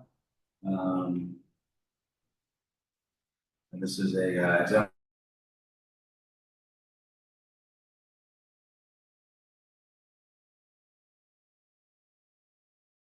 Because they don't currently have. So the ones you get through the assessor's office are, okay, thank you. Parking fines, that's technically. This was written We've by already council. talked about that one. Yeah, it's fine. Everyone's in here. Parking fines.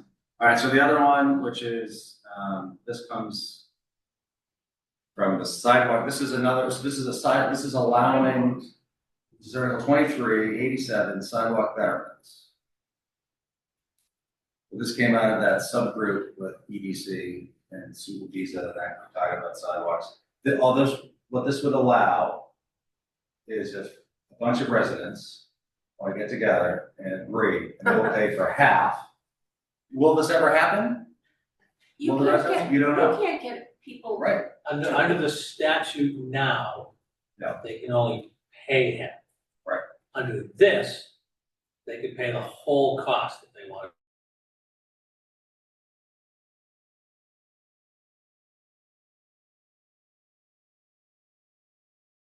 One side, 3 people on the side, 3 people on the side, and this guy says no. Right.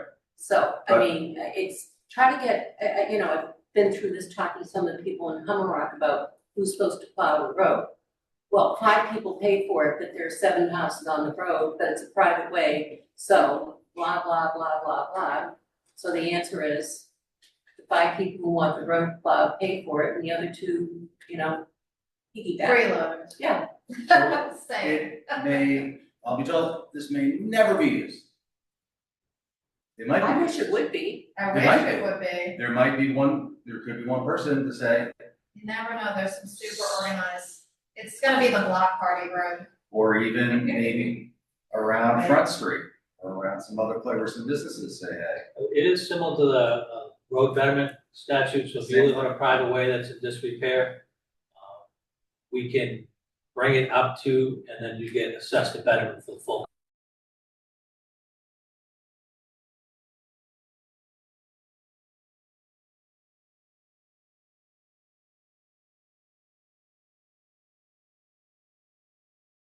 Actually, Yeah. but I'm I just am saying, but practically speaking. Hey, you know what? They're, right, If folks complain, you give them a solution. and Right. part of this was for them, Solution. they were talking about this is right, it's maybe a solution, maybe there'll be 1 or 2 neighborhoods that do it. And if not, hey, let's have that discussion, hey, maybe they'll be willing to pay 50%, like, then you know that they're real, So, you're starting the let me discussion. ask you this, I can picture it in my mind. Country Way, across from the Purple Dinosaur Playground, there are parts of the sidewalks out there that are just right. Do you think it's possible that some of the residents along that would be, like 10 of them, or whatever, would agree to pay for improvements, and would the town be able to do it, or would we have to have some? So I think it's possible, yes, Anything. it is possible. The Okay. town would do the work and then assess the cost back to the residents, just like Cedar Point storage. Yeah.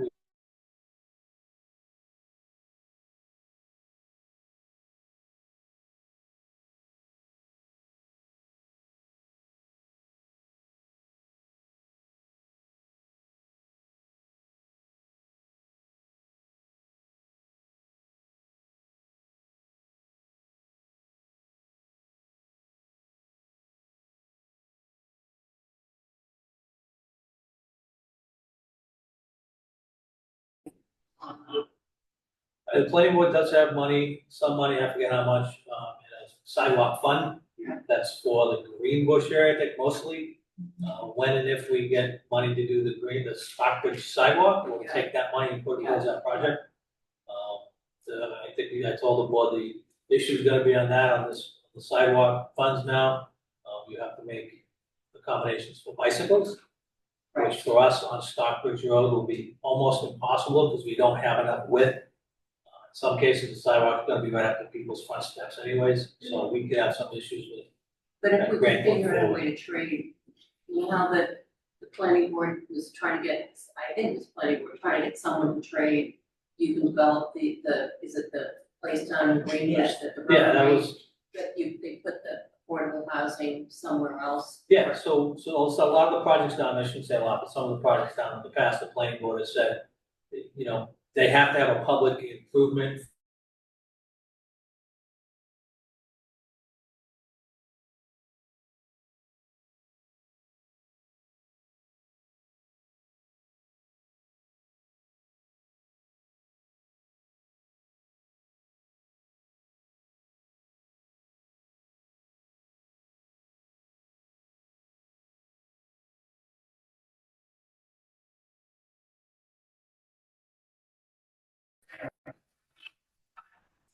Warner, the ordering contracts for debris disposal and APC debris. Answer. Yes. So, the Metropolitan Area Planning Council does, group procurement. This is one of the things they do is group procurement. We probably won't rise to the level of spending more than like $13,000 a year, but I asked Kevin that we bring it before you, only because if we have a storm, we blow one of these contracts out in a heartbeat, we catch basic cleans. So, this allows them to extend it through the life of the,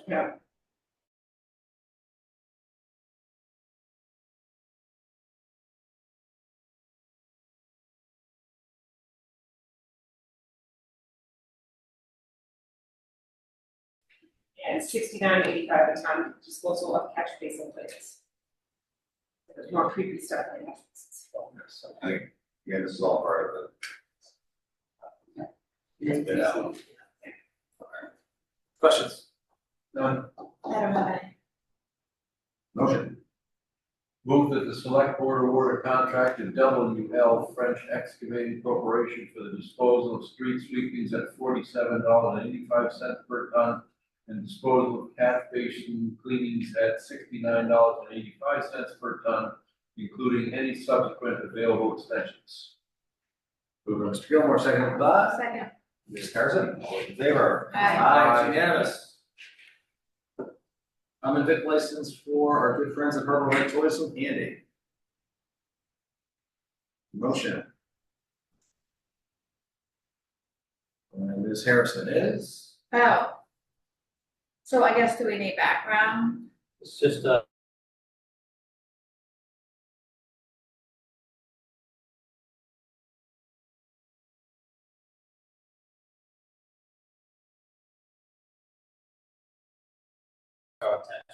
And then they filed all the paperwork. Dropped a dime on that for any. The Board of Health has done it for some reason, and They were getting their penny Pull it candy. up to the. so. Here we are. So here we are, so we're approving, And they did provide all of they have all the backup. So I move to approve a new common vicular license for Sea Salt Mercantile LLC DBA Harbor Light Toys. Moved by Ms. Harrison, second by Second. Ms. Conley, all those in favor? Aye. So And we what's- did let them know that they'll have to renew it annually. Oh, good. There's a lot of sea salt on Front Street. There is a lot of sea Yeah, there's a salt. lot of salt on there. Pretty salty neighborhood. It is. Right, liaison reports. Back to our Pier 44 park, they will be coming before the planning board and before Concom, I would say within the next month for their final hearing.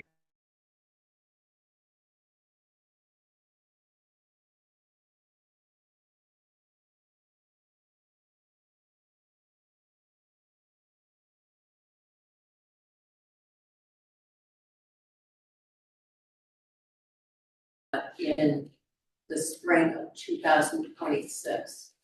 So, all this permitting takes a long time, but the good news is it takes time to get some other things done. And, Right. so that's coming along, and they will have, some samples of some of the building materials that they'll be using on the site for the planning board to look at, because they had asked for it. And Cole Parkway has a meeting coming up on, I think it's March 11th. And essentially, they're looking at having the consulting, the engineers look at a series of much smaller initiatives to mitigate in certain places, especially, for example, around where the harbor master's current office is. And a couple of other places, so we're not going forward with any sort of major wholesale down there, but, you know, try to implement fixes that will make a difference, but not cost a fortune.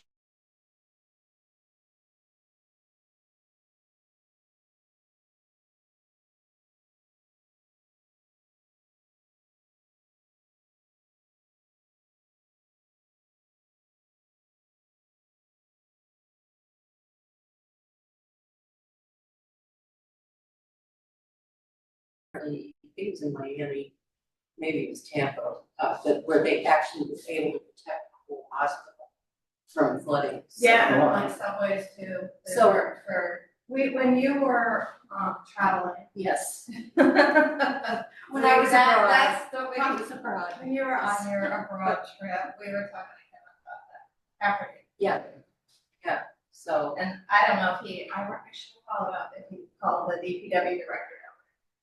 Just to see like We're where gonna they take a trip sell down them. in July. Yeah, they wanted to wait for Good July idea. to take a trip. We'll take the police boat. Yeah. There you go. They seem very enthusiastic. They interviewed the DPW. No, we'll guy. try Miami tomorrow. They interviewed the DPW guy. Yeah, and one of the workers Yeah. said, you know, we had to sort of figure it out, but once we figured it out, it was really easy. You gotta have something to anchor them on, that's Yeah. make them a circle, have something to anchor them on, you know? Yeah. So we picked out right at Jericho Boat Ramp as one, Right, yeah. but, you know,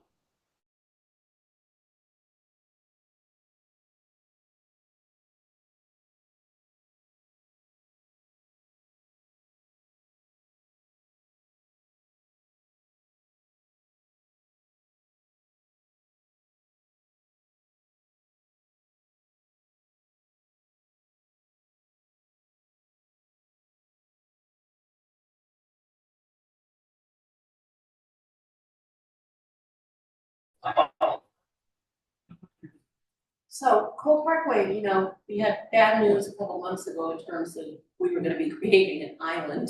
Yeah. And now it's more practical and implementable, deployable, plural, whatever you want to call it. Boy, Anyway, that's what I have to say. My report, I say water resources, another word again on desalinization, but the plan is not drinking water. It's actually to divert from the wastewater plant, clean it, to help with capacity issues, and then use it for, not agriculture, but for irrigation and other type. And it's some company that's spun off from MIT.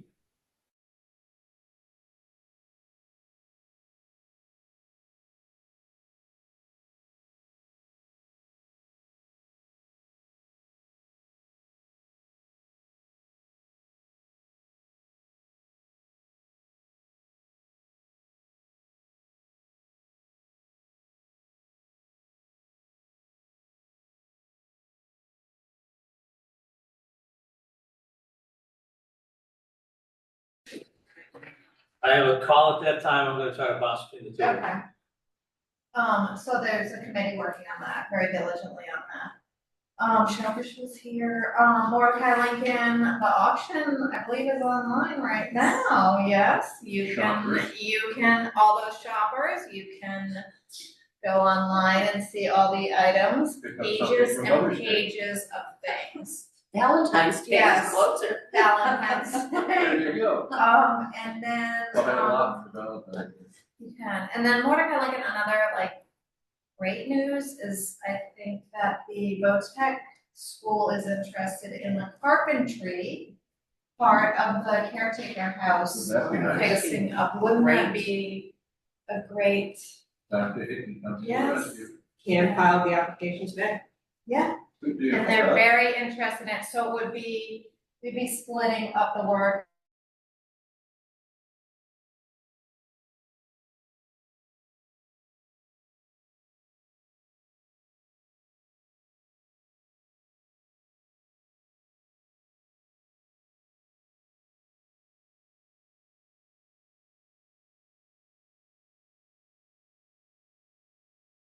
with the knowledge that, hey, there's gonna be people working to do this other stuff in the fall, you're just gonna have to deal with that.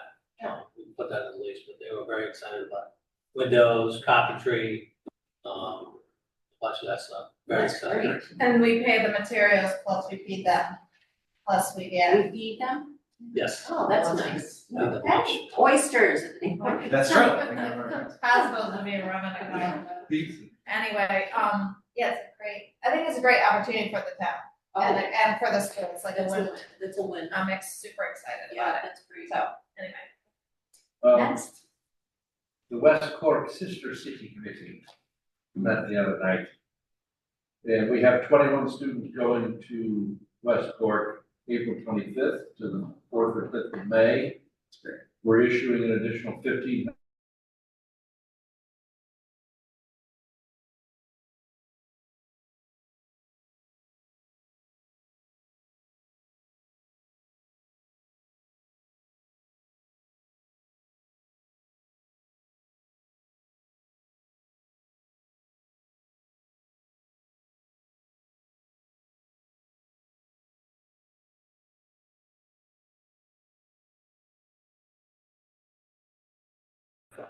To 5 o'clock at the high school gymnasium. I do have correspondence if you want to. Yes, please.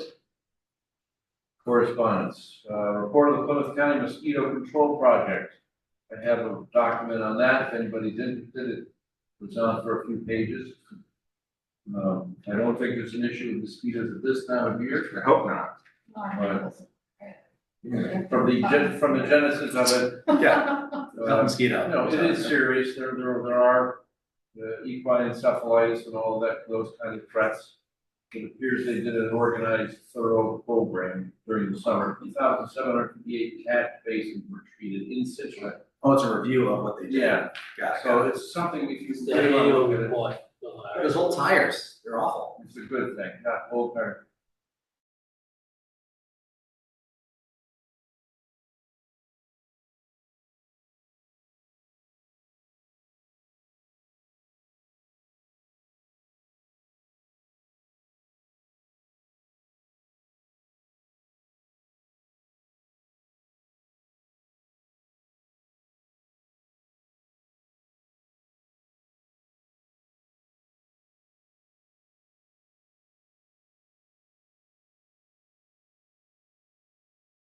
Give us your help.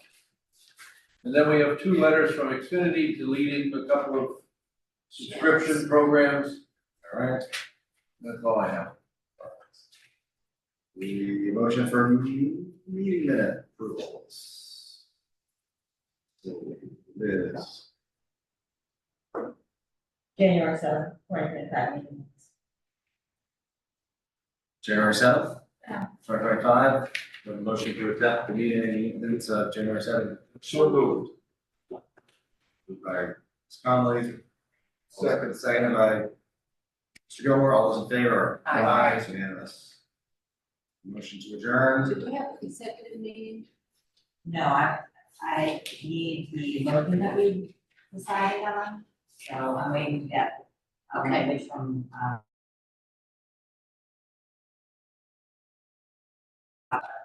Yeah, I recall. it was more, I didn't get. Yeah, got it. But you'll have them as soon as I have Motion to adjourn. Moved by Mr. Gilmore, seconded by Second.